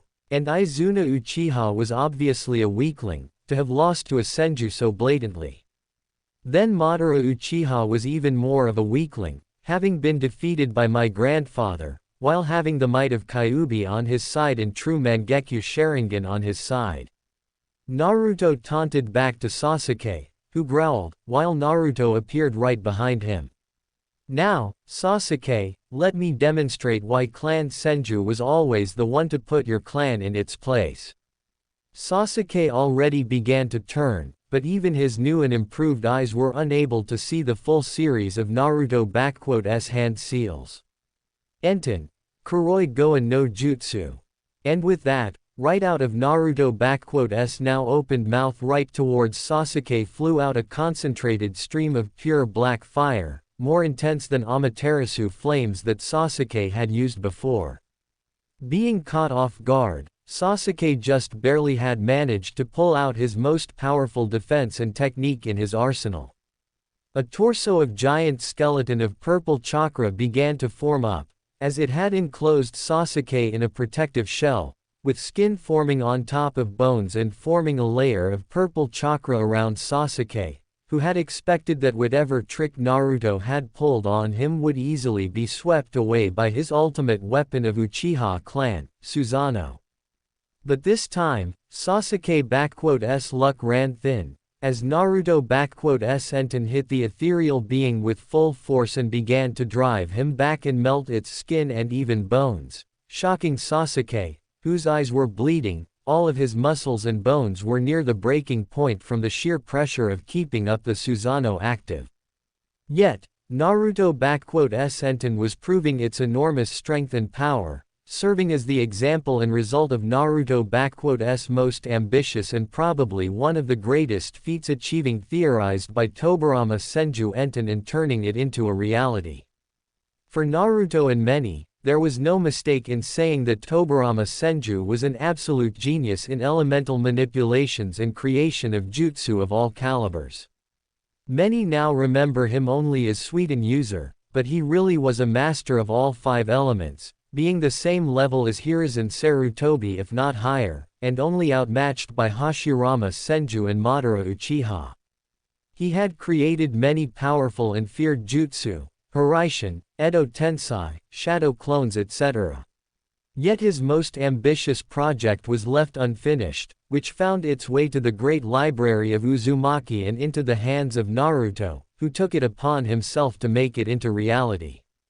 It took Naruto 4 years, over 2,000 shadow clones, the amount of chakra equal to 5 tails from Kurama, along with her guidance, and countless failures to achieve the creation of Enten. The hardest part of creating Enten was finding the right, balanced and focused way to infuse Yinten, or Yin release, with Kaiten, fire release. And just achieving the usage of Yin and Yang releases on a consistent is considered a feat equal to that of Kage. And Naruto only managed to pull that off after 2 years of training with Kurama and unlocking his dormant Senju genetics, which held one of the greatest bloodline gifts in entire world and one of the main reasons why Senju clan was feared as the strongest long before Hashirama Senju was born. While most shinobi are able to use up to 2, mostly 4 chakra natures later on in life, there is always the fact of 1 or 2 chakra natures being primary, more powerful, and others being secondary, less powerful. Members of Senju clan were inherently born with the ability to use each of 5 elements as primary and could practice all 5 of them, mastering them and creating jutsu for each of them. And Naruto, just like Tsunade, his father, Tobirama and Hashirama, had that bloodline in him. And with the genetics of Senju came the innate usage of Yang style, which was much easier for Naruto to master. Yin style was like a complete opposite for him, but even so, he wouldn't be Naruto Uzumaki Senju had he not gained it too. And after that, it was a trial of tries, failures, calculations and precision. The end result ended up being Naruto using one of the most destructive natures in the world, which couldn't be stopped by water style, even combined with wind. This elemental nature was the one to put an end to Han and his rebels in Tenko Castle, when he had tried to take over Iwa no Kuni. And while Naruto possessed possibly the largest chakra reserves in all of lands, not counting for Biju, Enten was a very costly nature to use. Just the jutsu he uses now on Sasuke had sapped 1/10 of his full power, and this isn't even his most powerful Enten technique. Why did Naruto decide to use it here? He wanted to teach Sasuke Uchiha a lesson, before sending his burning soul out in hell. Sasuke's Susanoo wasn't prepared to deal with a more powerful flame than his own Amaterasu and was quickly being destroyed away. Soon enough, Susanoo had started to disappear and the last wave of black flame caught up to Sasuke, blasting him and going through the mist, before going away at the command of Naruto, needing not for his flames to burn 7 days and nights, but to burn all and everything away. Walking towards Sasuke's burned up form, Naruto saw that his Enten had managed to burn away Sasuke's right arm to his elbow, with most of his right side now being covered in third-degree burns, with his right side of face also burned to the point of his eye being destroyed, hair gone and ugly scarred tissue appearing. And even then, despite suffering some of the worst burns a man could experience, Sasuke was still alive, though barely. Apparently, I underestimated the strength of Susanoo's armor. Now I see why even Tobirama feared this technique. Naruto thought to himself, while outwardly smiling at Sasuke in a mocking way. Well, look at the bright side now, Sasuke. With such an abominable face, no girl will want to be anywhere near 100 meters from you, safe for Sakura, maybe. Naruto quipped darkly, as he unsheathed his sword and brought it upwards for the final strike, speaking seriously again. But you won't live long enough to enjoy the freedom from fangirls. Goodbye, Sasuke. And with that, Naruto let a scowl take place on his face as he sent the sword down upon kneeling and badly burned and injured Sasuke Uchiha. Sage Arts, Udama Rasengan. Naruto's eyes widened as he looked upwards and saw a big spiraling ball of chakra going down on him, sent upon him by Jiraiya, who had two small toads on shoulders, suddenly grew a beard and looked more like a toad than before. This time, Naruto had suffered from receiving the strike by Rasengan, growling in pain as felt the spinning sphere attacking him to much greater effect than he had expected. For 3 seconds, Naruto had been pummeled into the ground with the spinning sphere trying to break him down, until he managed to look past the initial pain shock and flashed away from it. Once Jiraiya had hit the ground, Naruto had flashed back in his view, with the mist being way into a special seal, courtesy of Kushina Uzumaki, who took her stand near Jiraiya with her sword ready. Naruto let out a frustrated sigh, bordering with growl, as he spit out some blood and discarded the destroyed Shidagi over his armor, revealing his armored torso with a dented and damaged back plate yet holding strong. Looking at his godfather and mother, standing in protection of Sasuke, Sakura and Kakashi, he thought to himself. So, Jiraiya has decided to pull out the Sage mode on me, though it looks incomplete. Still, had it not been for my armor, I would be dead. Naruto glanced at his mother, noticing her slightly shaking hands. The stance is one for attack, yet her intent has not been fully formed for battle. Does that woman really think that she can bring me back as her son? Anyway, it looks like it's time to get serious here. Naruto, that's bloody enough, you moron. Jiraiya shouted at him. Can you see that we are trying to help you? And this is how you greet us? By attacking and killing your own friends. Your father must be turning in his grave at how you act towards your village. At this point, Naruto's control of emotions and years of repressed anger and fury got out, triggered by the seeming ignorance of these people. My village. Jiraiya, that damned place was a hellhole for me. People have tried to kill me, exploited me and have taken away everything that I had. Naruto shouted out in clear anger at him and everyone else. Father, sisters, friends, childhood and even my own memories were taken away from you, that bastard of a Hokage and this bitch that dares to call me her son. I put everything on the line for that hellhole and how did it repay me? By banishing me for doing my duty. Sochi, please, I beg of you to stop. I know that Konoha and its people have hurt you, but you need to put it behind you and come back with me, your mother. Your family and friends, they are all willing and wanting you to come back and forgive it all. I want you to come back, Sochi, so please. Kushina had tried to plead to Naruto, but it was unsuccessful. You, who the hell do you think you are to ask anything of me? You abandoned me on the same day I was born, just because I had whiskers and you saw not my eyes, but the eyes of Kyuubi when it was sealed in me, unlike your precious little Menma. Naruto shouted back at his biological mother. Don't forget about that bounty you put on me as well. Had you really been my mother, you wouldn't see me as anything but your son, but no, and as for family and home, both are right here, where I stand to protect them, from you. Naruto positioned himself with his house scene right behind him, as he let his two katanas fall onto the ground, ready to summon his true weapon. Your family and home is Konoha and its people, Naruto, not some clueless girl you managed to hook up and pretend to marry. Jiraiya shouted out, with Naruto ski intensifying. We only done what was best for Konoha, always. Just like your grandfathers would they done before Sarutobi sensei, and your father would they done as well.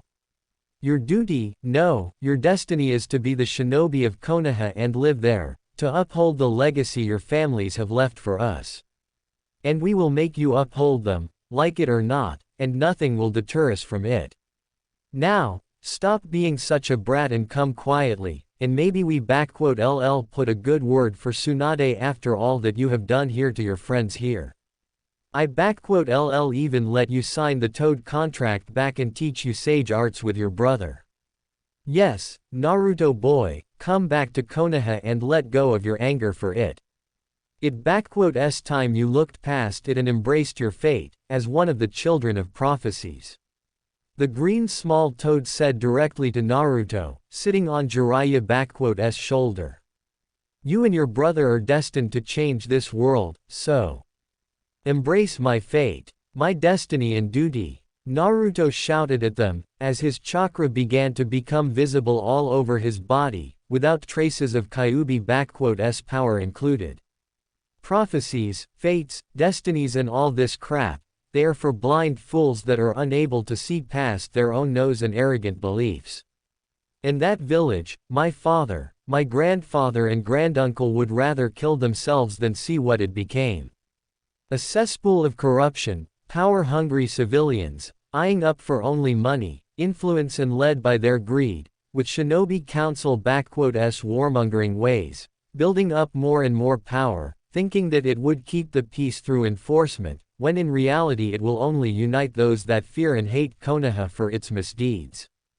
And on top of it all hypocrisy, treachery, betrayal and sacrifice of its shinobi so that this atrocity known as Konoha could stand strong. That is not the will of fire that you preach. This is the will of darkness, where few sacrifice many for their own personal needs, like Danzo, Hiruzen, and that damned council, just to keep up appearances. And you want me to go back there, to bring my family in there, the place that had taken away all I had and cared for. Think again, Zangetsu. And with this shout, in Naruto's right arm appeared a sheathed long katana, with black handle without a tsuba, which he immediately unsheathed, revealing black as a night blade. Kushina looked shocked at that sword, instantly recognizing it, as Naruto swung it around and readied it for the fight. Sochi, how, where did you get that sword? Do you know what sword is that? Kushina shouted at Naruto, who answered her. Zangetsu, the relic of Uzumaki clan and the sword of one of its founders, Masamune Senju. It was passed down to each head of the clan throughout generations, a symbol of the true master of Uzumaki clan, with its last user being my grandfather, Shingen Uzumaki, the Tiger of Uzu. Kushina flinched at the mention of her father's name. You may claim that Menma is the head of Uzumaki clan in Konoha, but the true leader of Uzumaki is the one who holds this sword, and you know it, Uzumaki Kushina. And with this blade, I will uphold Uzumaki and Senju's most sacred tenet. Stand by your family and protect it with your life, for it shall stand by you and protect you in return. Naruto, if you don stand back, I use my full power to bring you down and beat you into your senses. Jiraiya warned him as he took his position. I knew that Sarutobi sensei shouldn't have allowed you so many freedoms. You were always the weaker one of the twins, to fall under Kyuubi's influence like that. Sochi, it must be Kyuubi blinding you. Don listened to its words. It had corrupted and blinded Mito Ba-chan with its words, all just so it could gain control over its Jinchuriki, pretending to be a friend to its host. But I did not fall for it, nor did Menma, and I know you can be free of it too, just come with us. Kushina tried to reason with her son in hopes of getting her family back, but instead she saw how Naruto's chakra started to become white and his hair were starting to move upwards. Enough talk with you two. This time, I be serious, so prepare yourselves, for this is my full power.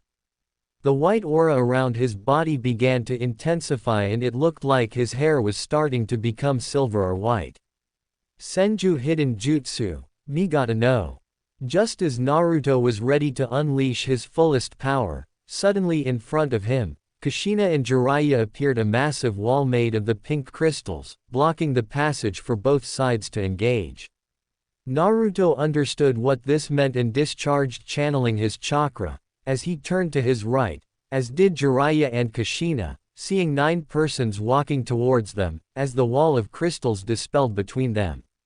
In front of the group walked Tsunade Senju, the 5th Hokage, and a very angered woman at the moment, followed by her student Shizune, holding Tauntaun in her hands, while flanked from left and right by Kurenai, Hinata, Shino, Enko Mitarashi and Izuki Yugao, whom Naruto knew from times in Konoha, while the 2 that stood right at Tsunade's sides were also known and close to him, but he met them during his time as Ronin. The first one was a beautiful young woman in a green kimono with a white flower on its left side. She had black eyes and dark ashen-colored hair, tied up in a similarity to Anko's tail, but with 2 bangs on the sides of head. She once was Orochimaru's most deadly assassin and one of his most prized lieutenants, until 5 years ago she hadn't ran into one Naruto Uzumaki during his time in Mizu, where he managed to open up her eyes on Orochimaru and practically save her from under his thumb. After staying with him and helping him in ending the bloody civil war, she and another one of former Orochimaru's pets went to Konoha, to begin a new life as Tsunade's personal guard and advisor against Orochimaru. Her name is Gurren, the holder of near-extinct Shoten, the crystal release. At Tsunade's left stood a young girl dressed in a dark red sleeveless dress, showing off her impressive figurine and reaching behind to her tailbone, while her flat stomach was open, with black shorts and black sandals, with a swirl symbol on her back. She had vibrant red long slightly spiky hair and red pupilless eyes, with glasses put on. She was someone whom Naruto found by sheer luck and possibly even providence, as she was one of the survivors of his mother's clan, Uzumaki, and a pureblood no less. Saving her from clutches of Orochimaru and showing her a way to become strong on her own, she embraced her new life in Konoha as the new apprentice of Tsunade Senju, as well as self-taught strongest sensor in Leaf and one of the top sealing experts in Hai no Kuni. Karen Uzumaki, a very distant cousin to Naruto Uzumaki and one of his most loyal and closest friends, alongside Gurren, and one of the few Uzumaki that Naruto can count as his family. Seeing this entire group, Naruto couldn't help but smirk, as he sealed back his sword and put back his katanas, while Jiraiya and Kushina paled at the look of Tsunade and her honor guard, alongside Kurenai, Hinata and Shino. Tsunade quickly accessed the situation and the status of Konoha's shinobi here, scowling in rage at what must be transpired here. Without hesitation she summoned Katsuyu and spoke up. Katsuyu, divide and get to everyone who is injured here and begin treating their wounds and injuries. Karen, Shizune, Hinata, I want you two to heal everyone who isn't dead. Tsunade immediately ordered around without hesitation. At once, Lady Tsunade. Katsuyu immediately went into division, as the said kunoichi went to do their duties, whilst 5th Hokage turned to face the only standing members of this group. Tsunade, L look we see can explain this all, A and L look, there is Naruto. Alive and kicking, and hurting all of us here by being, Jiraiya had already turned off his sage mode, with both frogs going back to their home, when Tsunade had delivered a powerful punch in his gut, nearly destroying his stomach. Jiraiya, do you take me for an idiot? Not only did you, Kushina, Kakashi and all others go behind my back with this unsanctioned mission, but you even dared to defy the direct orders of your Hokage by not engaging Hanzo Hattori, at all costs. Tsunade picked Jiraiya by one hand and threw him onto the ground, before stomping onto his manhood, nearly destroying his balls. And Don T even try to tell me what had gone down here. Shino, Kurenai and Hinata already informed you about effectively being ready to force Naruto back into the village, without my knowledge or orders. He was well within his rights to defend himself here and his family too, so as far as I see it, this was an unsanctioned mission with you, Kushina and other senior jonin with everyone else here suffering for it. Karen, what s the status? Lady Tsunade, most of them are alive. Choji was in Genjutsu, while Shikamaru was placed into a paralysis through acupuncture, but I removed the Senbon from him accurately, so he make a full recovery soon. Ino has a cracked skull, several ribs broken and a concussion, but nothing beyond Katsuyu and our abilities. Asuma Sarutobi is seriously injured in torso and head, but Hinata and Shizune are working on him, so he will probably live. Tenten and Neji were put to sleep through a sleeping poison, which was laced upon Senbons. As for Lee, his spine has been severed, with a blade and surgical precision, so he won't be able to walk, even with our assistance. Sasuke Uchiha has third-degree burns, loss of arm below elbow, right eye and needs serious attention right now. Sakura has a stabbing wound in her shoulder from what appears to be Chidori, with Katsuyu and me on it, while Kakashi is missing a Sharingan and has his nervous system shut down. The only Kiyas are Kiba Inuzuka and his Ninken Akamaru. Karen quickly informed Tsunade of what she had gathered from Katsuyu and her own shadow clones that worked here already, while Anko, Kurenai and Yugao stood shocked at hearing it. Holy Kami, Gaki certainly didn't mess around, but to take down all of them alone, Naruto, just how strong did my little brother get without his sis? Anko thought to herself, looking at the new look of her surrogate brother.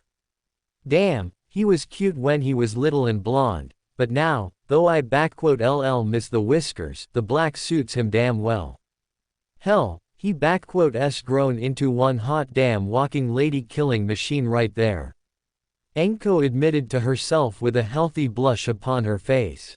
Naruto, my little boy, if only I hadn't trusted Asuma and his father. I know I should be angry at Kiba, but I knew what crimes he committed, and I am sure you had your reasons to do what you had to, especially considering that you defended your home here.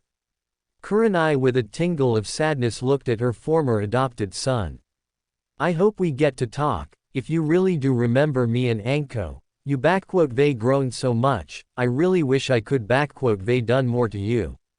Naruto-kun, to think that a blonde helpless boy I had protected for such a long time had grown into such a strong and fine man. Even though you crossed blades with my fellow shinobi, I understand that you were within your right to defend yourself and your home here. Yugao admitted mentally, looking at him. Not a trace of fatness, or scars of the past. You must tried to put behind what Konoha has done to you, yet here it comes again in your life. I hope you can forgive those that deserve it, Naruto-kun. Asuma, Sakura and Sasuke are near death, Lee is crippled for good this time, and Kiba Inuzuka is dead. When I get back to Konoha, that damn council will better have their graves dug out, since this is the last time I am allowing them to send Konoha's sons and daughters to die like that. Tsunade raged on, taking a glance at Naruto. Naruto, as Hokage, I should be furious, but seeing what village has become, makes me only sad. Still, when it comes down to protecting Yasaka, Masamune and your wives, you aren't exactly holding back. So I am actually surprised we have such low casualties. You must known I would be on my way here. Tsunade, can you see? My Sochi is right over there and he refuses to. Kushina had tried to argue, but she was met with a death glare from her mother-in-law. Kushina, one word from that mouth of yours, and there will be one more KIA here. I had it with your demands. Menma's arrogance and with how you dishonor my son, may he rest in peace. Out of my sight, both of you. I deal with you later. Tsunade ordered them both, while she moved closer to Naruto, her features relaxing a little bit. Were you expecting me to arrive? Yup, which is why I had my shadow clones to overwrite the barrier. Naruto explained, relaxing himself, letting his anger go away. Well, the cat is out of the bag now, Ka-chan. And all it took was just shy and kind Hinata to blurt it out, after seeing my chakra, just my luck. Hey, try and live with my luck, then tell me how it feels. Tsunade and Naruto shared a laugh at this one. How are Yusaka-chan and Masamune-kun? Are they healthy? Nothing is wrong. Did they have enough healthy food? And Tsunade immediately went into her Ba-chan mode, as Matabi and Naruto like to call it. Yes, they are fine and well. Kura-chan makes sure that they eat only the healthiest and freshest of foods and vegetables. She takes it more seriously than me, loving ramen. Naruto saw a smile appear on Tsunade's face. They are sleeping for now, but would you like to stay for the night? They will be happy to see you, and Yusaka especially has been missing her Ba-chan. We don't have enough room for all out here, but should have enough space for you, Kurenai, Anko, Karen and Gurren, but others.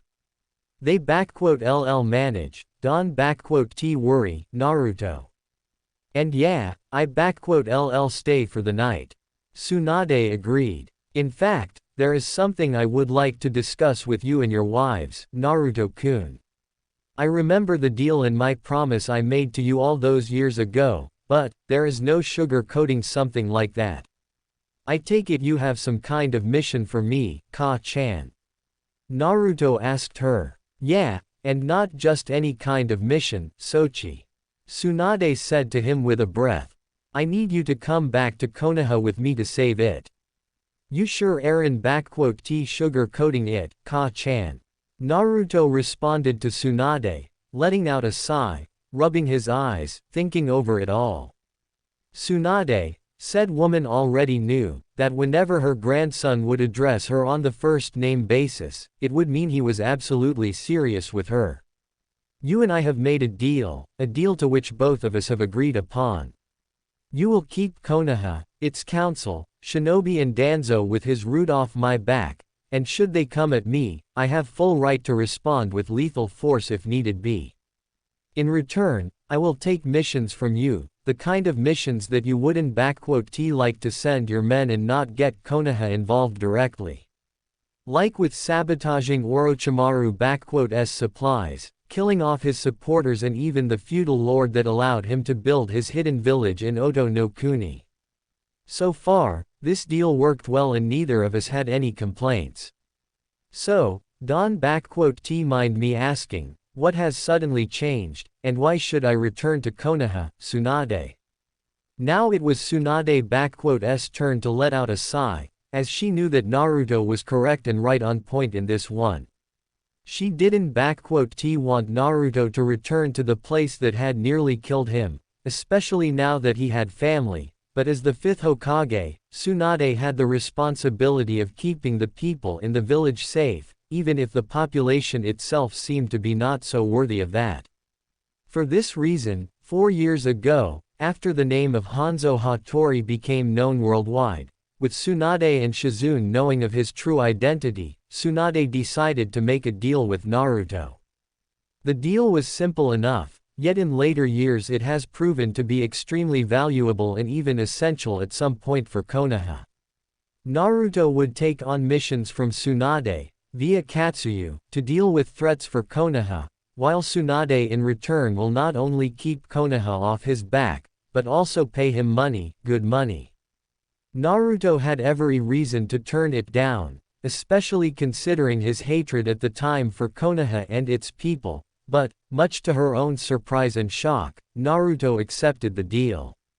When she asked him why, he simply stated to Tsunade that, there are more dangerous and vile creatures and people than those that live in Konoha, like one still breathing and seething in Oto. If taking them out of the game means making this world a little better for others, I game.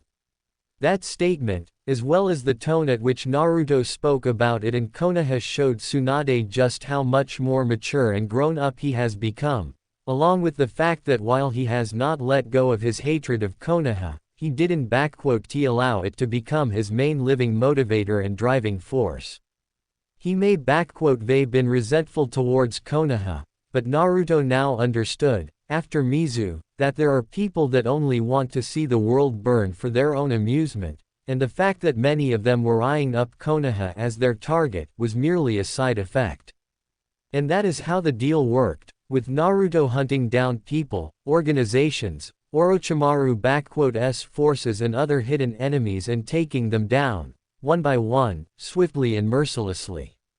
He never took any contracts that meant harming other nations and their hidden villages, like with Kumo or Iwa, as Naruto would only deal with those threats that posed immediate danger not just to Konoha, but other nations as well. However, while the deal has ensured that Naruto would keep Konoha safe from its threats, that didn't mean he was on Konoha's side when it tried to play dirty and stab friends in the back. The mission in River Country is the prime example of what Naruto was ready to do if Konoha were to play the aggressor. 18 Chunin and 9 Jonin dead, all are battle-hardened veterans, all had survived the invasion of Suna and Oto, and some were elite veterans of Third Shinobi War. Naruto slaughtered them, having been asked by Gaara to guard him on his way to Iwa, and as a result, when those shinobi had tried to assassinate the Kazekage, Naruto personally dealt with them. Tsunade has had a field day, trying to explain first to Fire Daimyo, then to River Daimyo, what a military-sized shinobi company was doing in River Country. Next was a backlash from Suna, which nearly led to next Shinobi War, and it was followed by Tsunade practically demolishing the Council of Konoha, as she learned how they were the ones to assign those shinobi to this mission, behind Tsunade's back in her knowledge, just like now. It seemed to them, like Tsunade was now nothing more than a figurehead, not even worthy of the role of a puppet, and that they could run Konoha as they pleased. Well, they picked the wrong Hokage to mess with, as Tsunade wasn't the third Hokage, but the fifth one, and she has had enough of seeing the village her whole family had defended, built and let grow, become nothing more but a blood vessel for all those leeches to form. No, Tsunade has had enough of Konoha's degradation, and it was time to save it. When the forest grows to wild, a purging fire is inevitable and natural to happen, as Uncle Tobirama had once told her. And Tsunade's fire was Naruto. I remember our deal well, Naruto, and there is nothing wrong with it. However, even though your work has kept Konoha from being destroyed several times over, its end is still drawing near. And I mean not from the outside. Tsunade saw how Naruto picked this one up. But from the inside, Naruto glanced over Tsunade's shoulder, seeing his former friends and comrades, defeated and laying in the mud, while Karen, Hinata, Shizune and Katsuyu were working on them. I think this is best to discuss inside my house. You can bring your guard with you, Ka-chan, but not any of the unwanted guests. They are free to stay here for the night, but if anyone tries to come inside the house without my say-so, then Kiba will have some company on his way to hell. Fine by me. Anko, Kurenai, you are with me. Guren, Yugao, take the defensive posts around here, make sure that those idiots don't try anything stupid. Karen, Shizune, Hinata, once you are finished here, you are welcomed in as well. Tsunade commanded right ahead, with Kurenai and Anko all eager and glad to come along, while Yugao and Guren gave affirmative nods to this one. Hey, and what about us too? Naruto, Eren you going to invite us in? We are the closest people you got. Jiraiya shouted in indignation, as he and Kushina moved to intercept the pair. At least let us stay for the night. We been on the move for 2 full days from Konoha to here, crying out loud. Naruto-kun, I know that we started out on the wrong note, but if you can just let me talk to you, I am sure you will understand that I am. Kushina had tried to speak up, but Naruto didn't want to listen to either of the two. You they barged in on my private land, insulted me, my family and tried to force me to go with you, and now you want to come to my home for some tea and cakes.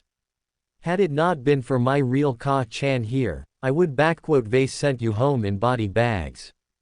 Naruto coldly stated, with Jiraiya fuming at what he said to him, which didn't escape Naruto. Fume and steam all you want, Jiraiya, but even your incomplete Sage mode wouldn't have saved you. So, you know that it was Sage mode, huh?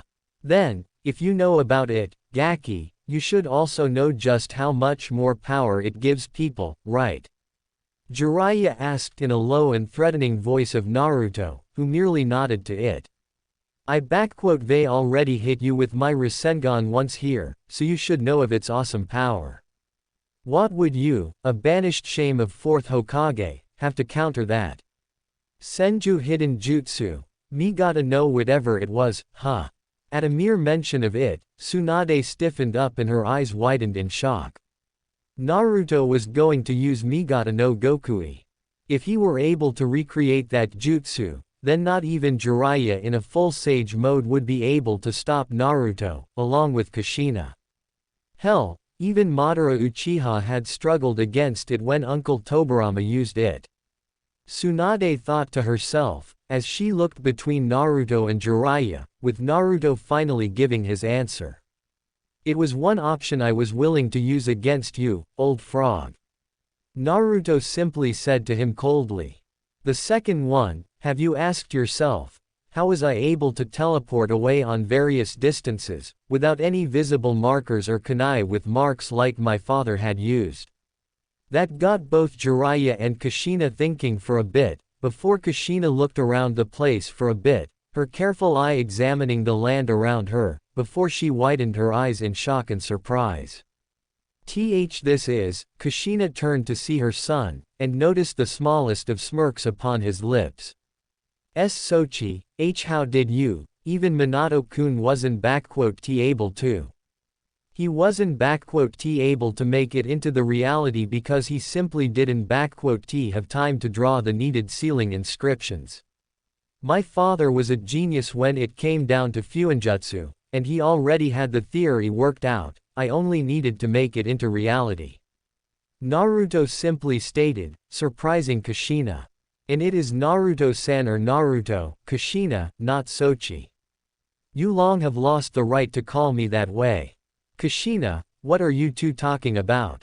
Jiraiya asked her. Of Minato last work in Fuinjutsu, Takamagahara. Kushina said in half-whisper, with Jiraiya not getting this one. Minato prowess with Hiraishin may been great, but he wanted to find a way to teleport within a specific area without any markers, in any particular spot or place, even those that were not marked. He never explained the details to me, but all he said was that it involved the usage of barrier Fuinjutsu and Hiraishin formula somehow. This is what he meant by it all. A barrier part for creating a covered area, while Hiraishin is to teleport anywhere within the said area. The complexity of combining the two completely separate seals is on an incredible level, and to make it work, Naruto, how did you do it? Trade secret, and like I said, father had done the entire job, I merely put it to practice. Naruto simply stated, you were well within Takamagahara, and I could easily killed you all within a time span of half a minute, considering that I had known where all of you were all the time. The single reason as to how you got a drop on me is because of my own carelessness and occupation with Sasuke. Next time, I make sure to target the most dangerous ones first. Naruto stated to both of them clearly. And I do not want to see you anywhere close to my home, so for your own health, stay away, or I will know about it. Naruto stated clearly to them both, as he, Tsunade, Kurenai and Anko moved right ahead to Naruto's house. Wow, Gaki, not only did you get bigger, but it looks like you they grown some pretty big balls too along the way. Enko laughed, getting glares from both Kurenai and Tsunade, while Naruto simply chuckled at this one. Though, if I recall correctly, you were always ballsy like hell, even back in the good old days of your Chunin exams, remember? Yeah, though back then I was much dumber, shorter, wore a kill-me orange jumpsuit, had little to no skill to speak of, and had the morticity of forgetting the sweet taste of good dango and my favorite hubby Ne-chan that introduced me to it. Naruto said with a smile to Anko, as she froze in place at hearing it all, while Naruto turned around to face her. I must admit, Ne-chan, how the hell you didn't kill me when you saw me in that orange monstrosity is beyond me. After all, wherein your words, if I ever catch you eating dango without me, pulling pranks without letting me know, or wearing orange, I am gonna string you up with my snakes biting off your balls, Gaki. And as far as I and a few specific people know, that part of my body is still with me. Hubby Ne-chan, Gaki. Anko mind immediately rebooted back, and with tears and smiles she launched herself right into Naruto arms, crying out loud and not caring for ruining her tough as hell bitch reputation she made herself. For now it didn't matter to Anko. What really mattered to her was the fact that Naruto, her surrogate little brother and closest thing she ever had for a family, has remembered her. Anko may always been one of the hardest persons to get around with and to make friends with, but she wasn't one without feelings, far from it. Her best friend, Kurenai, was the prime example of Anko being a human being, and when Kurenai had taken from the streets, Naruto, who at the time looked worse than dead, covered in blood, bruises, injuries, malnourished and half dead, Anko took an instant liking to Kurenai's adopted son, almost immediately becoming extremely protective of him and spending time with him whenever she had the chance. Though to some it may seem like Anko would be the worst possible sister material, to Naruto she was the best big sister ever, his closest, after Kurenai, person. Anko took caring after Naruto more seriously than even her duties as a shinobi, though not to a detriment of her work. Whenever Kurenai was out on missions, Anko would be the one looking after the blonde bundle of energy, and during the time that Naruto had stayed with Kurenai, any civilian or shinobi had dared to even glare at him, would have to deal with a very, very pissed off Anko Mitarashi, as she would not forgive or forget anyone who would hurt her little brother. Anko didn't spare any affections or her money on him, buying him cloths, gifts on birthday or simply on random days, taking him out to Dango restaurant and even to Forest of Death, though the last one had earned her a deaf ear after a 5-hour lecture that Kurenai had given to her. But overall, Anko loved Naruto like her own flesh and blood, and he loved her back as his big sister. So when Anko had seen Asuma with his blades bearing down on Naruto, with the blonde already wounded from his shoulder to tailbone, Anko snapped, and she snapped very hard. It was the only time that Anko had willingly activated the curse mark Orochimaru had given to her, and even though she swore never to use it, that time she didn't care about it. Her little brother was about to be killed by a bastard of a son of Hokage. Anko nearly killed Asuma back then, had she not been stopped by Anbu, who appeared when Naruto suddenly flared up Kyuubi's chakra, a response in an effort of protecting his sister. And after that, it was a nightmare for Anko. Naruto's memories of Kurenai and Anko, along with this incident, were sealed away. Asuma didn't get punished, and Anko was forced to keep quiet about Asuma's attempt at Naruto's life. Had she told Kurenai or anyone else about it, Hokage made it clear as day to her, that Anko would be sentenced to death, along with Kurenai. And so, Anko kept quiet, even when Kurenai and Asuma began dating, though she did try to dissuade her from it, but proved ineffective, as Kurenai herself was torn and broken after losing Naruto and sought comfort. Too bad it was comfort in the arms of the most despicable man in Konoha, in Enko's eyes.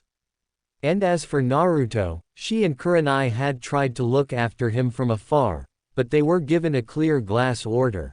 Stay away from Naruto, or face the tribunal and death on charges of treason and putting the village in harm's way. The girls may they always been loyal, but that order, it took everything from both Kurenai and Enko not to betray the village and simply kidnap Naruto away from the place.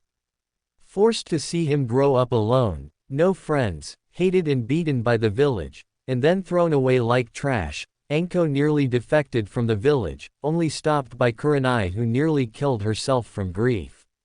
She stayed only for her surrogate sister, and when Kushina returned and revealed to everyone the truth about Naruto and how she abandoned him, Enko and Kurenai had gone as far as to confront the wife of their deceased Hokage, lashing out and nearly killing her in the process. After the news of Naruto's death reached them, Enko and Kurenai had thought they were stabbed into hearts. They mourned his death for 2 long years and it was a living hell, being in Konoha and serving the people that had sent him to his death. It was only because of 5th Hokage's personal persuasion that the two didn't quit being shinobi, saying that Naruto wouldn't want them both to suffer because of him and that he would want them both to live if not for this village, then so that he wouldn't be forced to cry for them if they died because of him. It worked, and Enko with Kurenai stayed with Shinobi, with Enko becoming a member of Hokage's personal honor guard, and Kurenai continuing on with her career. And now, Enko was literally crying happy tears on her brother's shoulder. My sweet little Gaki finally remembered his hubby Nei-chan. I am so happy awa. Enko cried loudly, literally running rivers of tears from her eyes, while Naruto held her in a hug. Enko, stop crying now. You are a jonin, not a 5-year-old girl that got her toy back. Tsunade admonished in a semi-serious way. I don't care. My sweet little Gaki finally remembered me, and I am so happy that I can stop crying, so shut up awa. Enko answered through her tears, before separating from Naruto with tears still running down and a quivering lip. How could you not let me and Nei-chan know that you remembered us? And why did you fake your death, you baka? Do you know how sad we both were? Don you love your Nei-chan. Enko demanded to know through her tears, with Tsunade having sweat dropped at this one, while Kurenai simply chuckled at this one, but she herself was silently crying out of happiness. And no, of course I love you and Kurenai Oni-chan very much, but, okay, how about this? I treat you to free dango for the rest of your life, plus you get to meet your niece and nephew. Plus I tell you how I managed to pull that one prank on Anbu on your birthday, as an apology. If Naruto had learned anything about taming a wild Enko Mitarashi, then it that you need to remember 4 things. Dango, family, free of charge and pranks. Enko's mind immediately caught on to the key words heard in the sentence and her tears instantly ceased and she grinned in her usual way and immediately agreed. Deal, you are forgiven. Enko instantly declared, before her mind caught on to something. Wait, niece, nephew, both her and Kurenai's eyes widened to the size of the saucers at the realization of what they heard. Naruto-kun, you mean, you have KK kids? Kurenai asked in a shocked way, with Naruto nodding to this. Yes, I do. Yusaka and Masamune, a girl of 4 and a boy of 3, born from the 3 wives I love. And both are eager to meet you too. Naruto said with a smile to them. Awa. My little Gaki has lost his V-card and even has his own 2 little Gaki. Why I wasn't there and wait a flipping second, wives. Enko shouted out loud, nearly making Naruto deaf at this one. Naruto, A is in, more than one. Kurenai asked herself, with Naruto slowly nodding at this one, before Kurenai blinked at this one, processing it. I don't even know. I know that polygamy is not prohibited, but to have 3 wives, Naruto, maybe we should have a talk about. Ha, I bloody knew it. Anko shouted out proudly. I knew that no girl would be enough for you, but to get 3 wives, oh ho, Gaki, I need the details, and I want them now. Anko demanded of him. Did they take turns with you, or do you prefer to do it all at one time? Did they have preferred positions, or like to alternate? Did they also do each other while you are? Anko's mind was already running wild with thoughts and images, but Naruto stopped her. Anko, no offense, but you are starting to sound like Jiraiya. Anko immediately stopped for a second in her ramblings, before huffing. Hey, can ta big sis show interest in her little brother's private activities? She asked him innocently, before a wicked smile came upon her face. And you know, your big, sexy and beautiful big sister wouldn't mind teaching you and your girls a couple of special moves in the art of extreme close horizontal taijutsu. Naruto, even with all the built-in self-control, couldn't contain the blush. Oh, looks like you are interested. Lady Tsunade, if you do not mind me asking, why did you allow Naruto to marry 3 girls at the same time? Kurenai asked Tsunade, while Naruto was dealing with Anko, with Sanin turning her head to Kurenai in surprise. Was there a reason I shouldn't have? I mean, sure, it's not a very common practice and most people nowadays don't like to see this type of relationship and I was pretty confused myself at first, but it's nothing too wrong for my eye. If anything, our former blonde Gaki here can be too much of a hassle to contain for just one girl, and with his 3 wives, I know he is in very good and loving hands. Tsunade simply stated. What made you think I was against it, Kurenai? Well, I mean, I thought that, given your experience and age, I would assume you were more of a traditional type of woman and… Yuahi, I just heard a comment about my real age, didn't ti. And what is this about, traditional type of woman, stuff? Are you implying that I am a wrinkled old crone, like that dustbag Kaharu? Tsunade unleashes a large amount of ki, making Kurenai immediately pale and scared for her life. No, of course not, Lady Tsunade. You are a woman at the peak of her beauty and spirit, I just meant that. Kurenai began to respond in panic, before Tsunade spoke up again. Ah, forget it. Come on, I been on the move all day and I haven't even eaten yet. And I really want to see my cute little grandkids, so move it. Tsunade commanded the entire group, as she led the way to the house, with Anko separating from Naruto, who now was closer to Kurenai, speaking up to her. Anyway, I can apologize to you for what I did, Oni-chan. Naruto asked her calmly, with Kurenai simply coming closer to him and hugging him tightly. Now you are forgiven, Naru-kun. Kurenai said to him, feeling her surrogate son, little brother hugging her tightly. How you grown, you were such a cute little boy, and now, Naru-kun, forgive me, I. Hey, it's alright, Oni-chan. I know, and I understand what you and Anko-ne-chan had to go through. I only wish that I was there for both of you, Naruto simply said with sadness in his voice, with Kurenai smiling at him, before separating from him. Looks like I have to work on Gatatsu more. Should gone for the heart to be certain, Naruto admonished himself. I am sure you have your chance, but I would prefer to get my own swing at that bastard neck. Kurenai joked a little, with Naruto chuckling. Naruto, about Tsunade proposal, do you at least consider it? I know and understand how much Konoha has hurt you, but there really are people that miss you dearly. Uruka, Konohamaru, Shizune, Yugao, Chuki and Ayame, not to mention Lady Hokage, me and Anko. All of us miss you deeply.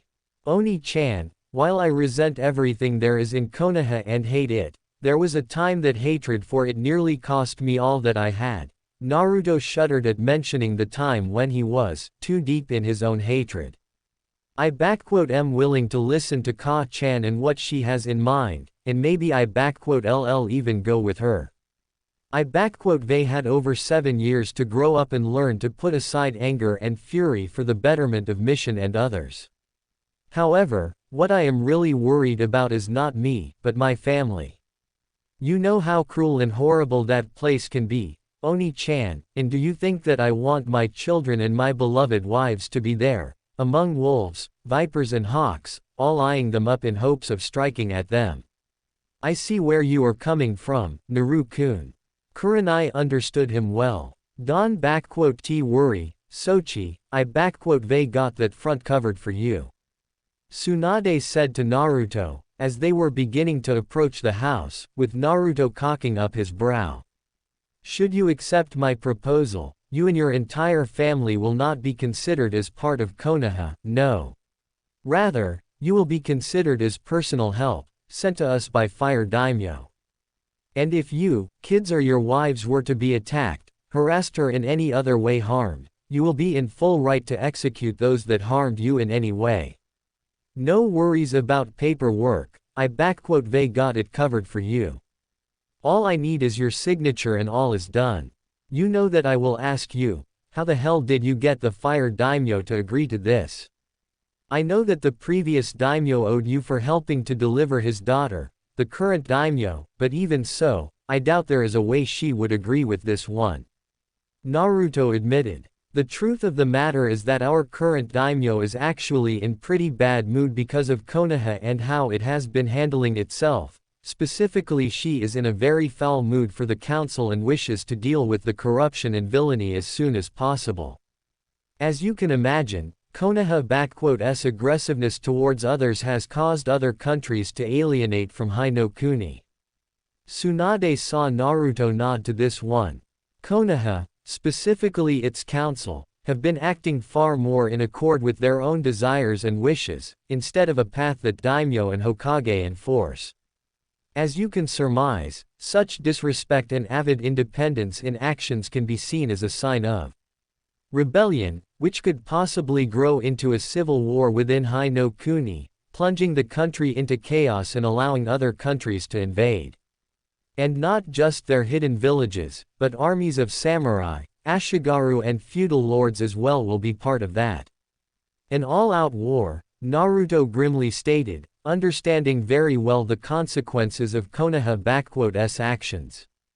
Hi-no-Kuni would be divided into two camps, fighting each other, while other countries invade and destroy the weakened sides, claiming the land, people, resources and everything in between for themselves.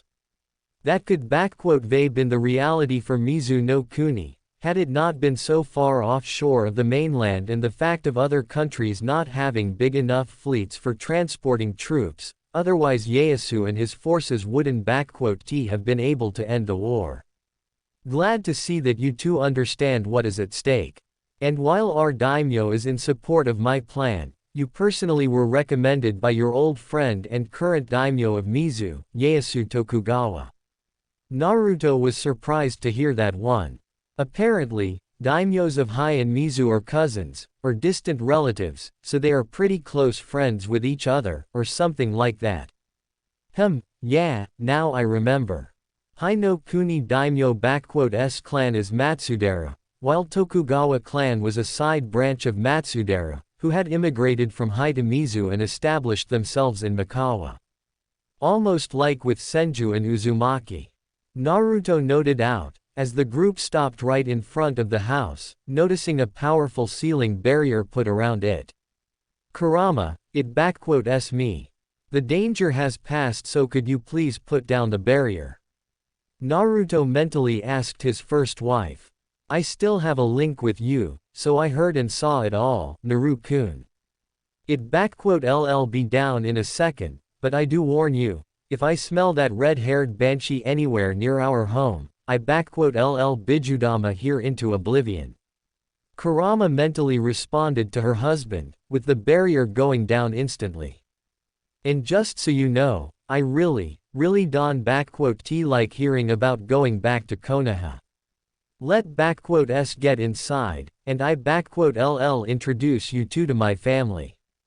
Just so you know, kids are asleep, so don't go around making noise, Yusaka has a very light sleep. Naruto warned them, with Anko immediately coming up with a quip. Really? Then how you and your ladies get to practice your horizontal taijutsu, or are you starting their education early on? Anko immediately gotten glares from both Tsunade and Kurenai, while Naruto calmly answered. No, Nei-chan. A good old silencing seal is placed in the room, and the only thing you need to worry about is not breaking the bed, or the wall, like that one time.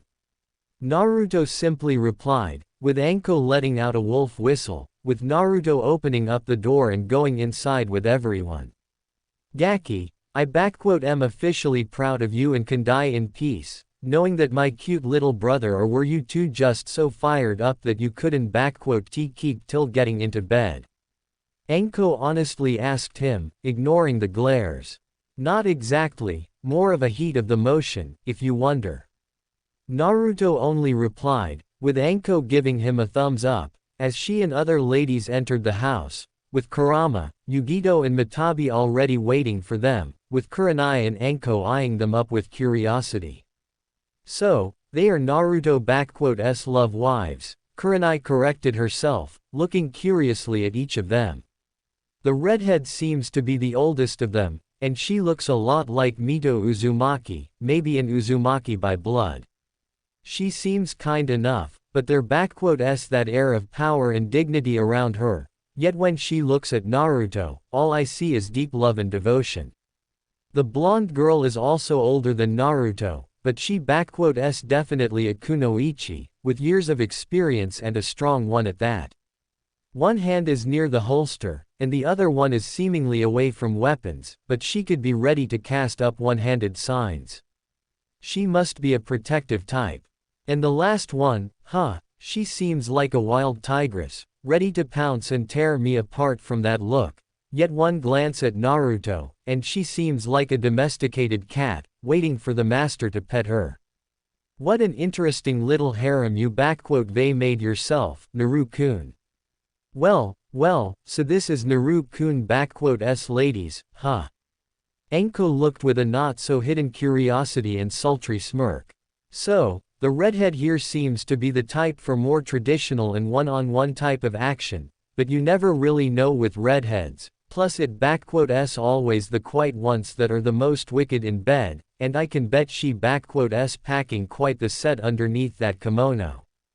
The blondie here seems to have less in and rear department than the two, but what a fine piece of legs, and I would bet my dango that she is one for athletics. And if so, then Naru-kun certainly doesn't need to worry about things getting stale for certain. And the brunette, whoa, not only is she packing quite the sets, but she is most definitely a wild one. No messing around, straightforward hardcore till the bed is broken and you are sore in all places. So he got a traditional Miko, with possibly a closet aptitude for kinky stuff, an agile kunoichi with flexibility, which goes well with the reach of Naruto, from where I see it, and finally, a wild bombshell like the little old me here, Naruto. I am so proud of you and jealous of them that I could just kiss and, wait a minute, Anko, are you? Lady Tsunade, we weren't expecting you this early in the month. Kurama was the first one to speak up, feigning a genuine surprise. You could at least sent Katsuyu beforehand, we could at least cooked you something good, plus Yusaka and Masamune. Don sweat it all, Kura-chan. I was here on official business, dealing with all the, Tsunade shut herself, before she would curse up, making Anko raise an eyebrow. Kura-chan, are Ya-chan and Ma-kun asleep and in their rooms? Tsunade asked with a whisper, with all three girls nodding. They are, Plus I put up sound suppressing seals, not wanting the ruckus to wake up Yusaka and Masamune. Kurama said with a smile, with Tsunade letting out a relieved sigh. Phew, that good to know. Now, where was I? Ah, yes.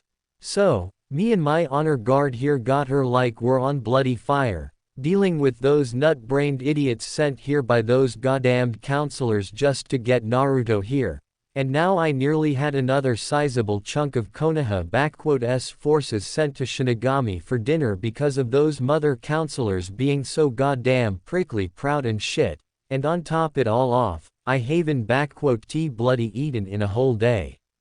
Tsunade let it all out in one go, shouting, before catching his breath, with Kurama, Yugito and Matabi just standing there unfazed, while Kurenai and Anko looked surprised. Ah, I needed that. Sorry about it, girls. Nah, it's alright.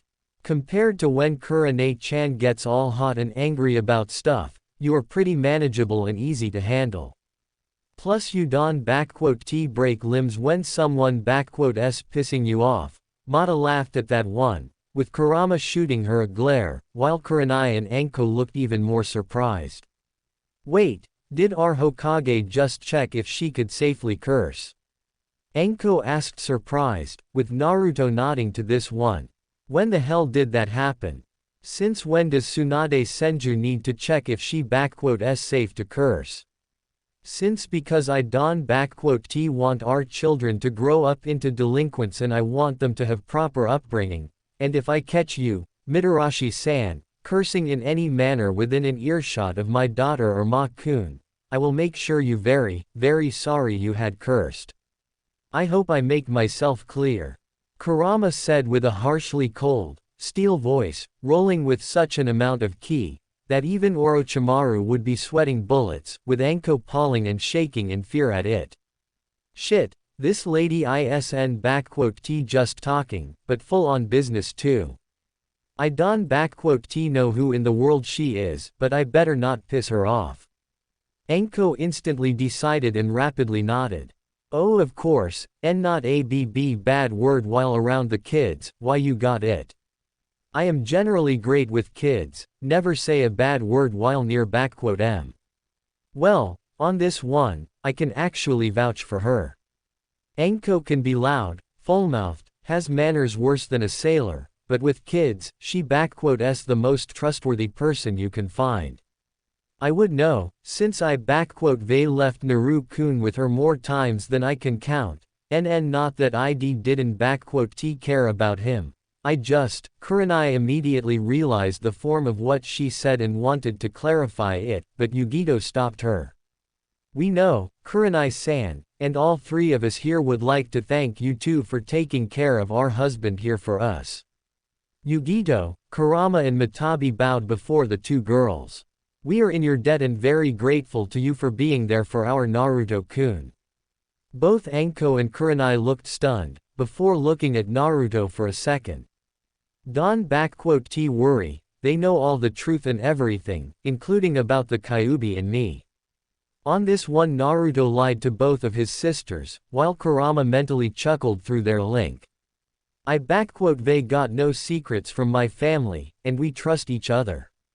Yeah, we know all about Naru-kun big bad foxy sitting in his stomach. Matabi said easily, waving it off. Oh, we didn't even introduce ourselves to ya. Sorry about that. I am Matabi, or Mata, if you like for friends, but you are totally a family, so call me Mata-chan. The beautiful blondie, besides Naru-kun here, is Yugito, Naru-kun second wife and my bestie, alongside Kura-chan. It is a pleasure to make your acquaintance. I heard many good things about you from Naruto-kun, and I am happy to be able to meet his big sisters. Yugito smiled at them, with Anko sheepishly, and a tiny bit embarrassingly, rubbed the back of her head, with Kurenai smiling at her. I noticed already how you were eyeing me, Kurenai-san, and yes, I am a kunoichi, a former one, to be exact. A former one. Did you retire? Kurenai asked Yugito. Not quite. Let just say that my village no longer needed my special skills and someone has decided to cut their funding on me. Yugito said cryptically, while Kurenai and Anko understood everything on this. Fortunately, Naruto-kun has a very admirable trait of never leaving people in trouble when he can help them. Had it not been for him, I wouldn't be here and wouldn't know what it's like to be loved and cared for, as well as the joy of being a mother. Yugito blushed a little bit with a smile. Yup, our Naru-kun is our all-out personal knight in shining armor and we just can get enough of him. Mata said with a lovely gaze upon her husband. And before you ask, me and Kurenai-chan aren't from Shinobi or anything, just good old civilians with some special traits. Like with Kura-chan here being good with seals, and me just you good old feisty fiery lady. Does that mean that you, Mata-chan, are from a clan with some form of fire-based Kekkei Genkei, while you, Kurama, are an Uzumaki by blood, since, Kurenai suggested, with Kurama taking the initiative. I can say with full certainty for Matane-chan, Kurenai-san, but my parents were Uzumaki, though not shinobi. They were both civilians, with father dying before I could recall him and my mother being a Miko priestess at a small temple on the island of Honshu of Mizu no Kuni. I studied under her, and later on became a Miko myself, whilst also being taught the Fuinjutsu by her. Kurama told them the legend that she and Naruto had created for her. When the war broke out, however, I decided to leave it and traveled to my ancestral home in Uzu, to see it for myself. There, Naruto-kun and I met, probably drawn in by the past and, well, I believe the rest needs no explanation. Kurama let out a small smile, blushing up a little. Well, as for me, I am an orphan and no jack about my parents or any relatives. But Kurenai-chan and I go way back here, since I hung out with her ever since we were kids. Mata said for herself. So, Suna-ba-chan, can you explain what was that entire ruckus about out there? Naru-kun just shot up when he sensed the barrier being breached and ordered us to stay put, with a barrier up as well. We already had enough worries with those Akatsuki nut jobs this morning, and now this. Wait. Akatsuki, here. Tsunade freaked out, with Anko and Kurenai too being in shock, with Naruto taking the initiative. Two members of the Akatsuki, one named Kakuzu of Jongu, and the other one called Hidan the Jushinist, came to wave this morning and caused some destruction, drawing my attention. From what I gathered up, those two were after the bounty put on me, or Hanzo if you will. Naruto explained to them, with Tsunade and other two-leaf shinobi listening. They weren't well prepared from the start, so I ended up having an upper hand against them. I put Hidan under a genjutsu, keeping him out of the fight, so it left me dealing with Kakuzu. It was challenging, but they had dealt with far force, so I pulled through. And as for Hidan, the Jashin followers and those fanatics have some form of pseudo-immortality put on them, which make them near impossible to really kill.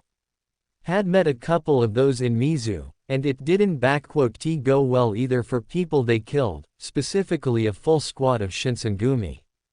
But, luckily for me, there is a trick to them as well. Sever the head, burn the body away to ashes, and seal the head away. A month and a half later, and the Jushinist is dead. Naruto, we've been trying to gather information on them for years, and you just killed two of their members, like it was nothing for you. Jiraiya has been trying to find out anything about them for over 7 years now, but failed to do so. Tsunade asked him, with Naruto simply nodding to her.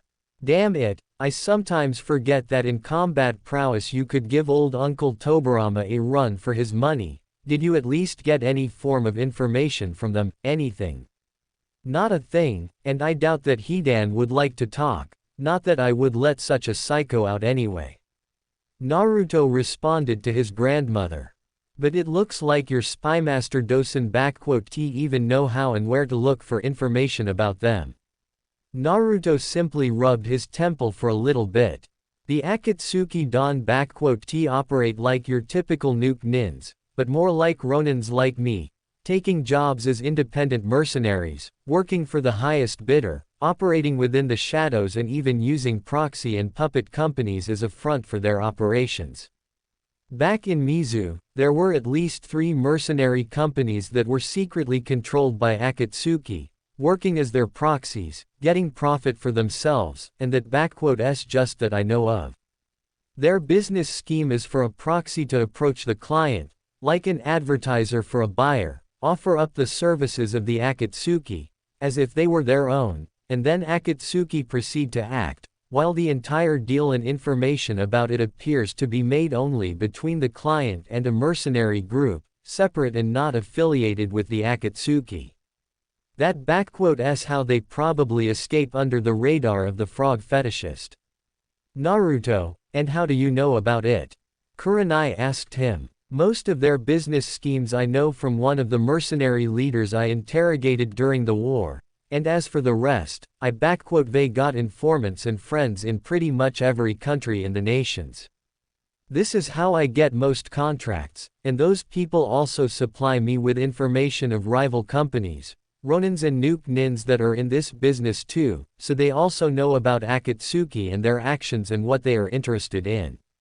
Naruto informed them. From several of my reliable sources, I found out that the Akatsuki's primary interests lie with the Jinchuriki of hidden villages and their tailed beasts.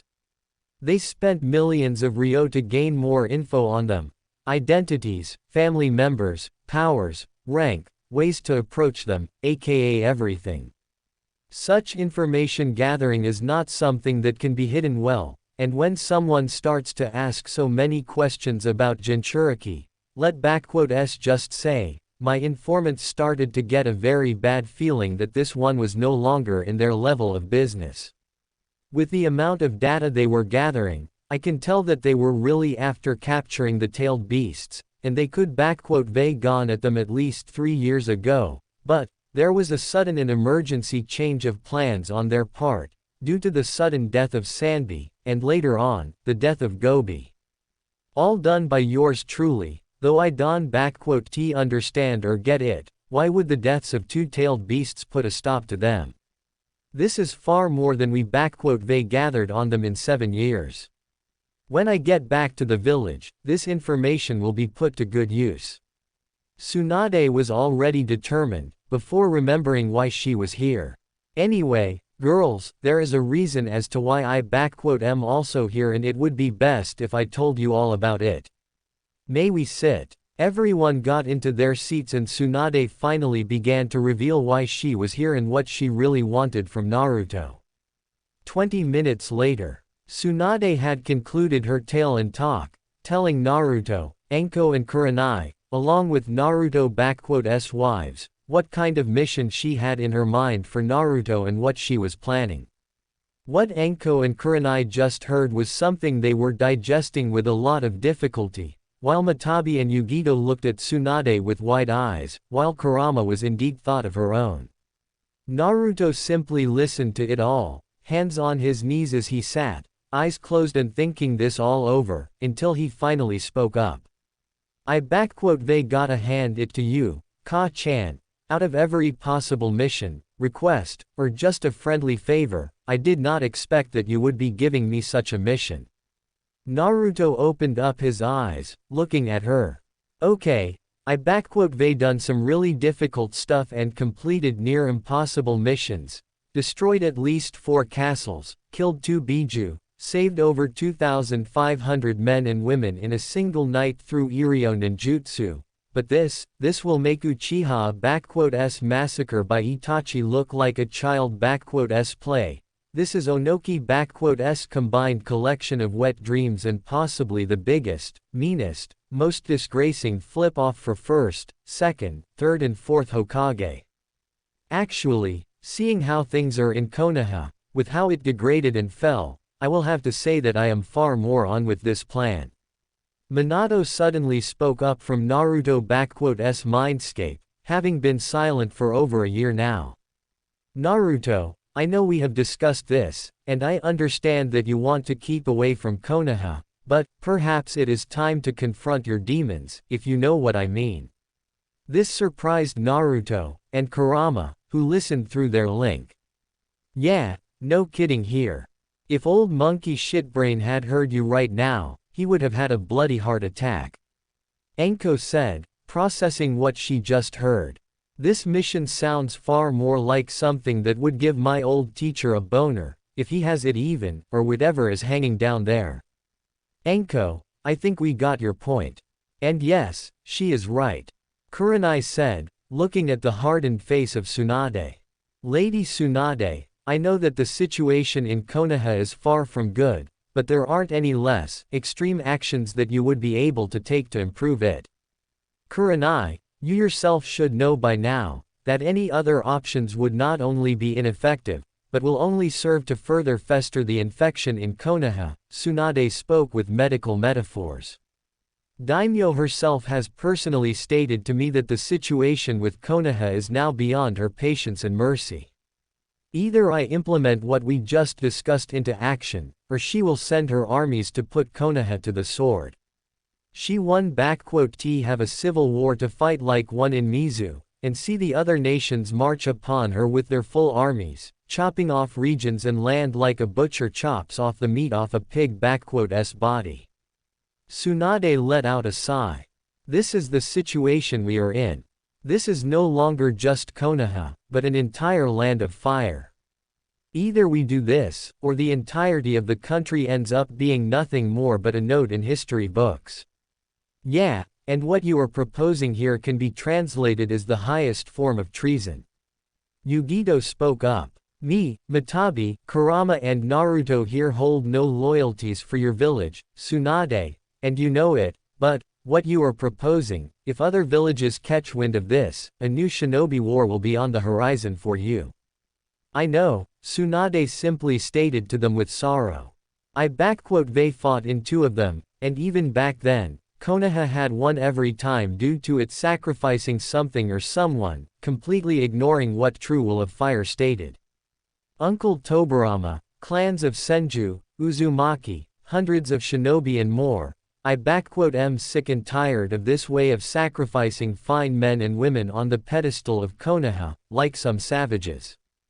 Besides that, when compared to an all-out civil war, shinobi wars were always a far more contained sorts of conflicts. Battles were fought far away from the civilian-populated areas. Daimyos, feudal lords and other politically significant persons were kept out of it. People of the country itself almost never even noticed the battles or wars. In fact, the most destructive and costly of them all was the Second Shinobi World War, with the majority of all the action taken in Aim no Kuni, all because Hanzo has declared it a battle zone in its entirety, which has led to deaths of thousands of civilians and shinobi alike, the only instance in shinobi world wars. Naruto summarized, as he opened his eyes. But the kind of war that Ka-chan speaks about here, this kind of war makes the Shinobi World War look like a little skirmish on the borders, a contained small experiment between the nations, a show of their force in a controlled manner. But civil war, it is an uncontrollable chaos made into reality, where civilians die not in dozens or tens, but in tens of thousands daily. Former friends become enemies in a single night, and there is no trust in one another, just battles, fighting and death. You don't know if you LLC the next day or not, or if your partner stab you in the back, being an undercover agent or a traitor. I may not seen your shinobi world wars, but I will take any of them over what has happened in Mizu. Naruto stated with grim confidence and knowledge. Was it that bad out there? Enko asked him, having heard only rumors regarding the entire event, but she believed that they were exaggerated. I heard some very upsetting things happened there, but it couldn't have been that bad, could it? No, Enko, it was worse. Naruto simply stated to her, shocking Enko, as she saw in his eyes clear flashes of nightmares that plagued Naruto's mind at night, while he sighed and spoke up again. When all is considered, what Ka-chan is proposing is the lesser of two evils, of three even. Naruto stated simply. So, Naruto, does that mean that you will accept this mission? Tsunade asked him, with Naruto responding. You know, had it simply been about me, I would gladly taken this mission. Hell, just thinking about it makes me kinda giddy. Naruto said with a small chuckle, before became serious again. However, this is no longer just about me. If I am returning back to Konoha, then I am bringing my family with me. I can just leave them here, and Akatsuki will soon react to the loss of two of their members. However, I will not bring my wives and my children back into that nest of vile and corrupt, if I don't know if they will be defended or not. I can personally vouch and guarantee their protection, and you already know what will happen if someone harms them. You get a full reign to respond with lethal force if you want. No strings from Konoha attached. You, and everyone you bring along for this mission, are officially part of Daimyo's personal private contractors, hired by her to assist Konoha and ordered to take orders only from me personally. The council will have nothing on you, and if they do make their move, then you get the carte blanche to do whatever you see fit to put them in their place, within the borders of law, that is. Tsunade explained to him, with Naruto sighing at this one. And just to make it clear, you and your family will be staying over in my estate. Not even civilians will be stupid enough to try anything in my house, plus it'll let me see my cute little grandkids far more often. Tsunade said in a giddy way, already planning out to spoil them rotten while she had the chance. Well, I personally have no good or bad feelings for Konoha, save for what they done to Naru-kun, so, if Naru-kun is in, I am going along with it. Mata said. Same here, and I will not let my husband be all alone in that nest. Yugito stated to him, with Naruto smiling at her and Matabi, before looking at his first wife, deep in her thoughts. Kurama, it is your call now, love. Naruto spoke to her through their telepathic link. I am ready to simply refuse it, if you don't want it, and no questions are asked. Just say the word. You know how much I hated Konoha, Naruto. For all that they had done to you, how it had betrayed its own founders and made a mockery of their work, and most importantly, for how they used you and threw you out. Kurama said to him mentally, while looking at him in the real world. Of all the places on the faces of this planet, that one is the only one I wish I could wipe out of existence. Once, it may been a place where I would be glad to raise our Yasaka, Naruto-kun, but now, Mito, yet again you are proven right. Kurama, if this is your decision, then it is decided. We won be heading to Konoha, and will go to Mizuen. Naruto-kun, Kurama suddenly stopped him mentally. You know that I had greatly respected and cherished my friend, Mito Uzumaki, your grandmother. What you may not know of, is that before the day of her passing, she had asked me something. Flashback. 38 years ago. Mito Uzumaki*'s mindscape. In a small bench overlooking an ocean sat Mito Uzumaki, an elderly, very old lady and one of the last surviving Uzumaki, dressed in a simple white kimono, with her eyes seemingly closed, but a content smile upon her old, riddled with wrinkles face, as she overlooks the ocean. At her side sits a young, beautiful-looking woman, with snow-white long hair, tied up in a long ponytail, blue eyes, and alabaster-colored skin, dressed in white and light blue kimono, looking at the ocean herself. Two old friends sat on a bench together, until Mito spoke up. Thank you, Kurama. Mito smiled at Kyuubi, her once prisoner, now the closest friend she had and companion, the only one that now remained with her. You need not to thank me, Mito-chan. Kurama smiled at her friend here. I merely wanted to let you see your home, to feel it. I know that it is merely a mental projection of your own mindscape, yet. No, Kurama, it is beautiful. And thank you for this as well, Kurama. You always seemed to know when I had my spirits down. Mito said to her, letting out a sigh as she looked at the sunset.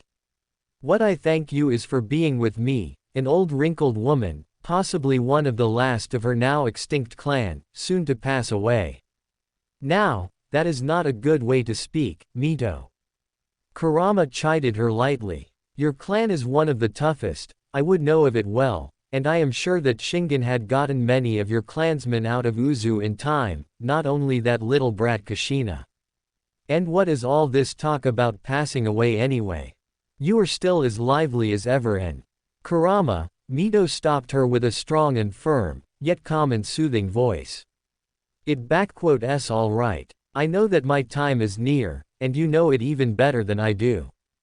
Kurama let out a sigh, looking greatly saddened at this realization. Look at you, the great and almighty Kyuubi no Yoko, looking so distraught, all because of her jailer passing away. Don't speak like that, Mito. Kurama practically shouted at her, tears coming out of her eyes. I was wrong to have said all those bad things about you, and I apologize to you. Why, you are the closest person I have, and you are not just some measly human, but my dearest friend, and there is a way too. Kurama, you know my opinion on that, and I still stand by it. Mito said to her softly, taking her hand into her own. And I never held any ill for what you said to me all those years ago. And I apologize to you for keeping you here, and for imprisoning you against your will. I wish I did differently all those years ago. Mito, Kurama sniffed a bit. Is there anything I can do for you? Something to ease the passing away. Mito simply chuckled at this one. Oh, Kurama, you have done for me more than you even realize, my good friend. Mito chuckled to Kurama. Had it not been for you, I doubt that this old body and spirit of mine would lived so long, especially after all the losses I had witnessed. First was Hashi-kun, then Tobi-kun, and after him my hero-kun and Nanai-chan, then my little Nawaki, nearly all of Senju, and now, my clan, the great Uzumaki clan, my home and village of Uzushiogakure, are gone just like all of them. Sacrificed upon the pedestal of Konoha, like all of them. Mito said with great deal of sadness, grief, bitterness, and anger, even shocking Kurama. Madara Baka was right. For many years I couldn't believe him, yet now, looking at Konoha now, I can see that he was right about it all. There has appeared and grown darkness, and now, it is not just a small leech, but a tumor that grows and consumes what my husband and our clans had built. Kurama listened well to her friend, not disagreeing with her, for it was true. Yet, there is still light and hope for it. Kurama added. Suna's son and your great-grandson, Minato. Even though he is still young, I can clearly see the best of Hashirama and Tobarama in him. Calm and collected, not seeking conflict, yet understanding that to protect the peace, one must be ready to defend it with his life. I am sure he will lead the village out of these turbulent tides and into calmer waters. Yes, he has what it takes to be a worthy Hokage, yet I fear that this village may no longer be worthy of a true Hokage.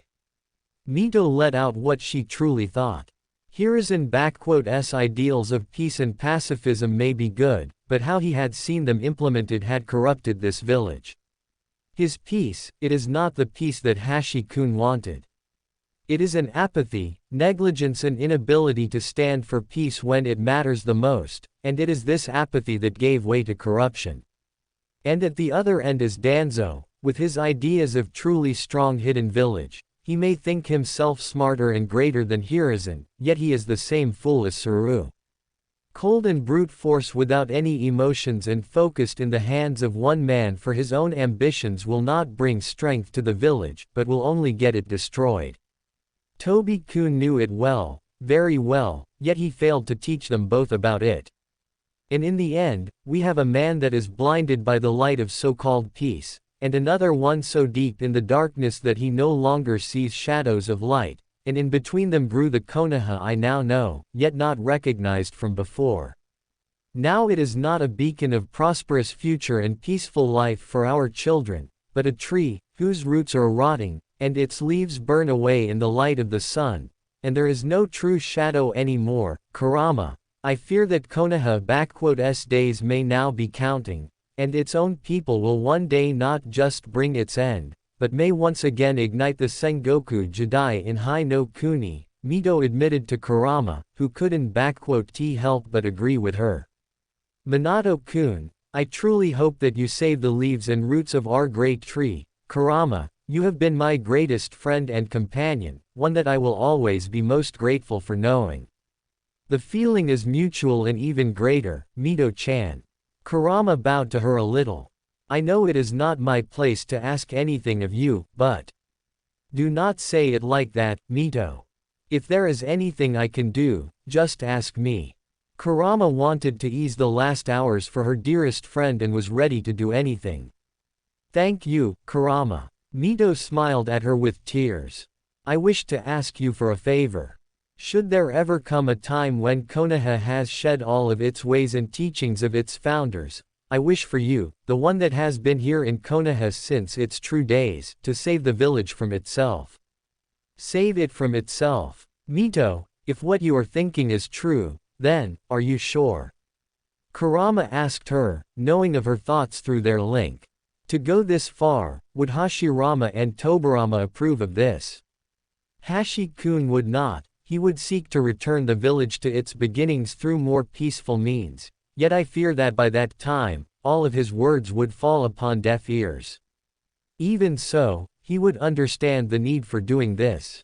When a garden is left unattended, the weeds and wildness takes over, destroying it and turning once a haven of peace and calm into a residence of vile and corrupt.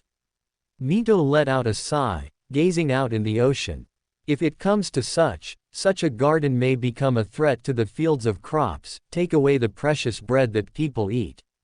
And before it must happen, the garden must be returned to its beginnings, and there are no half measures for this, Kurama. I know that when I pass away, Kushina shall take my place.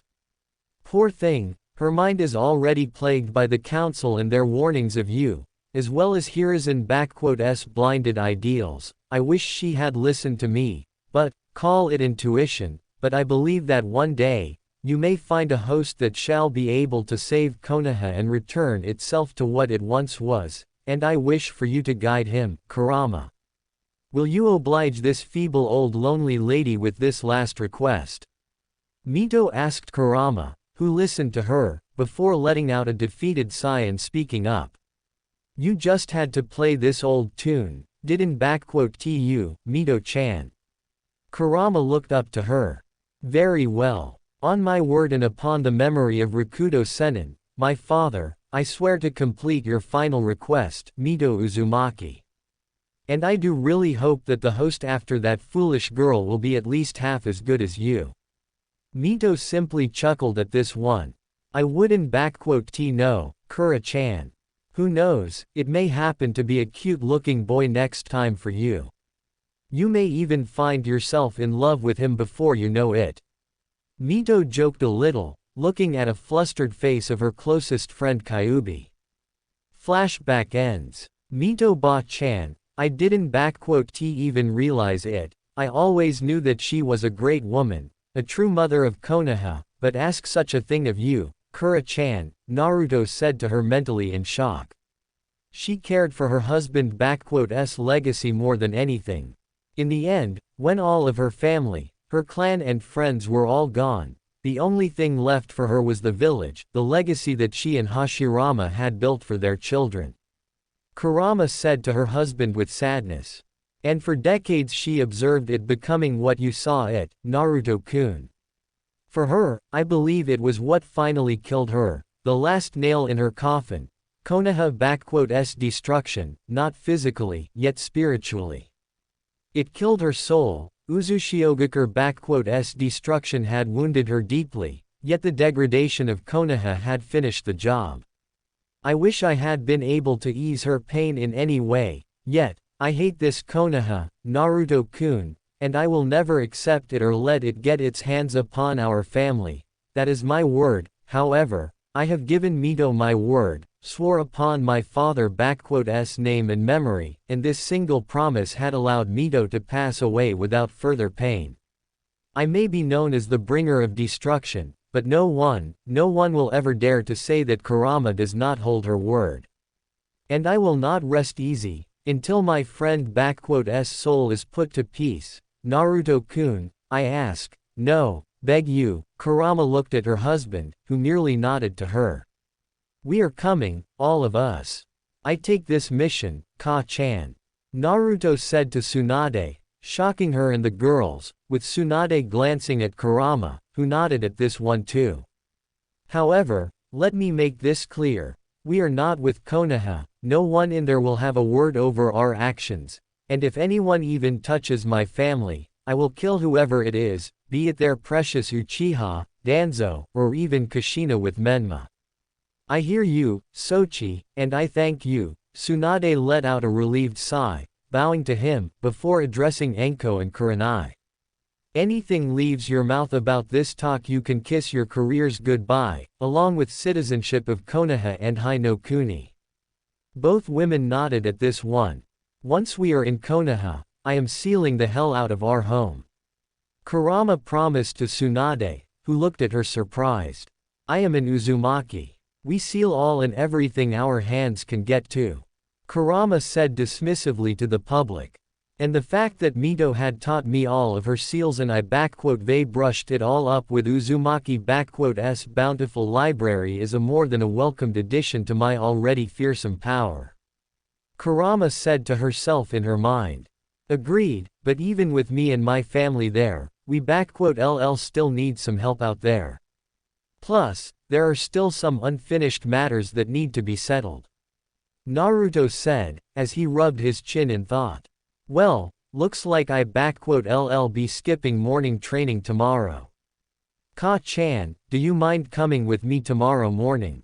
There are a couple of people I want you to meet, and there are a few people who could greatly help with your plan. Are they trustworthy? Tsunade immediately asked, with Naruto nodding to her.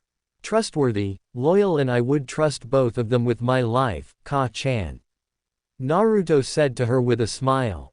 With one, I trusted him with my life during the entirety of Mizu's civil war, and he is quite possibly the greatest swordsman of this era, a master Hirazuki style and one of the legends of Shinsengumi and Mizu.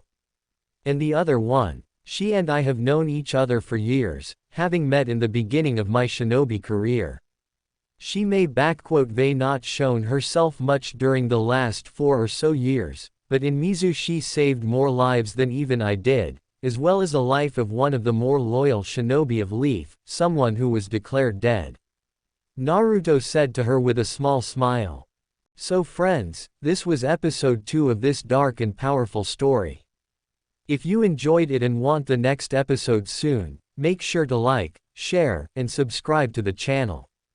Also comment down your thoughts. Do you think Naruto's new path will make him stronger than every Hokage before him? I'll see you in the next episode.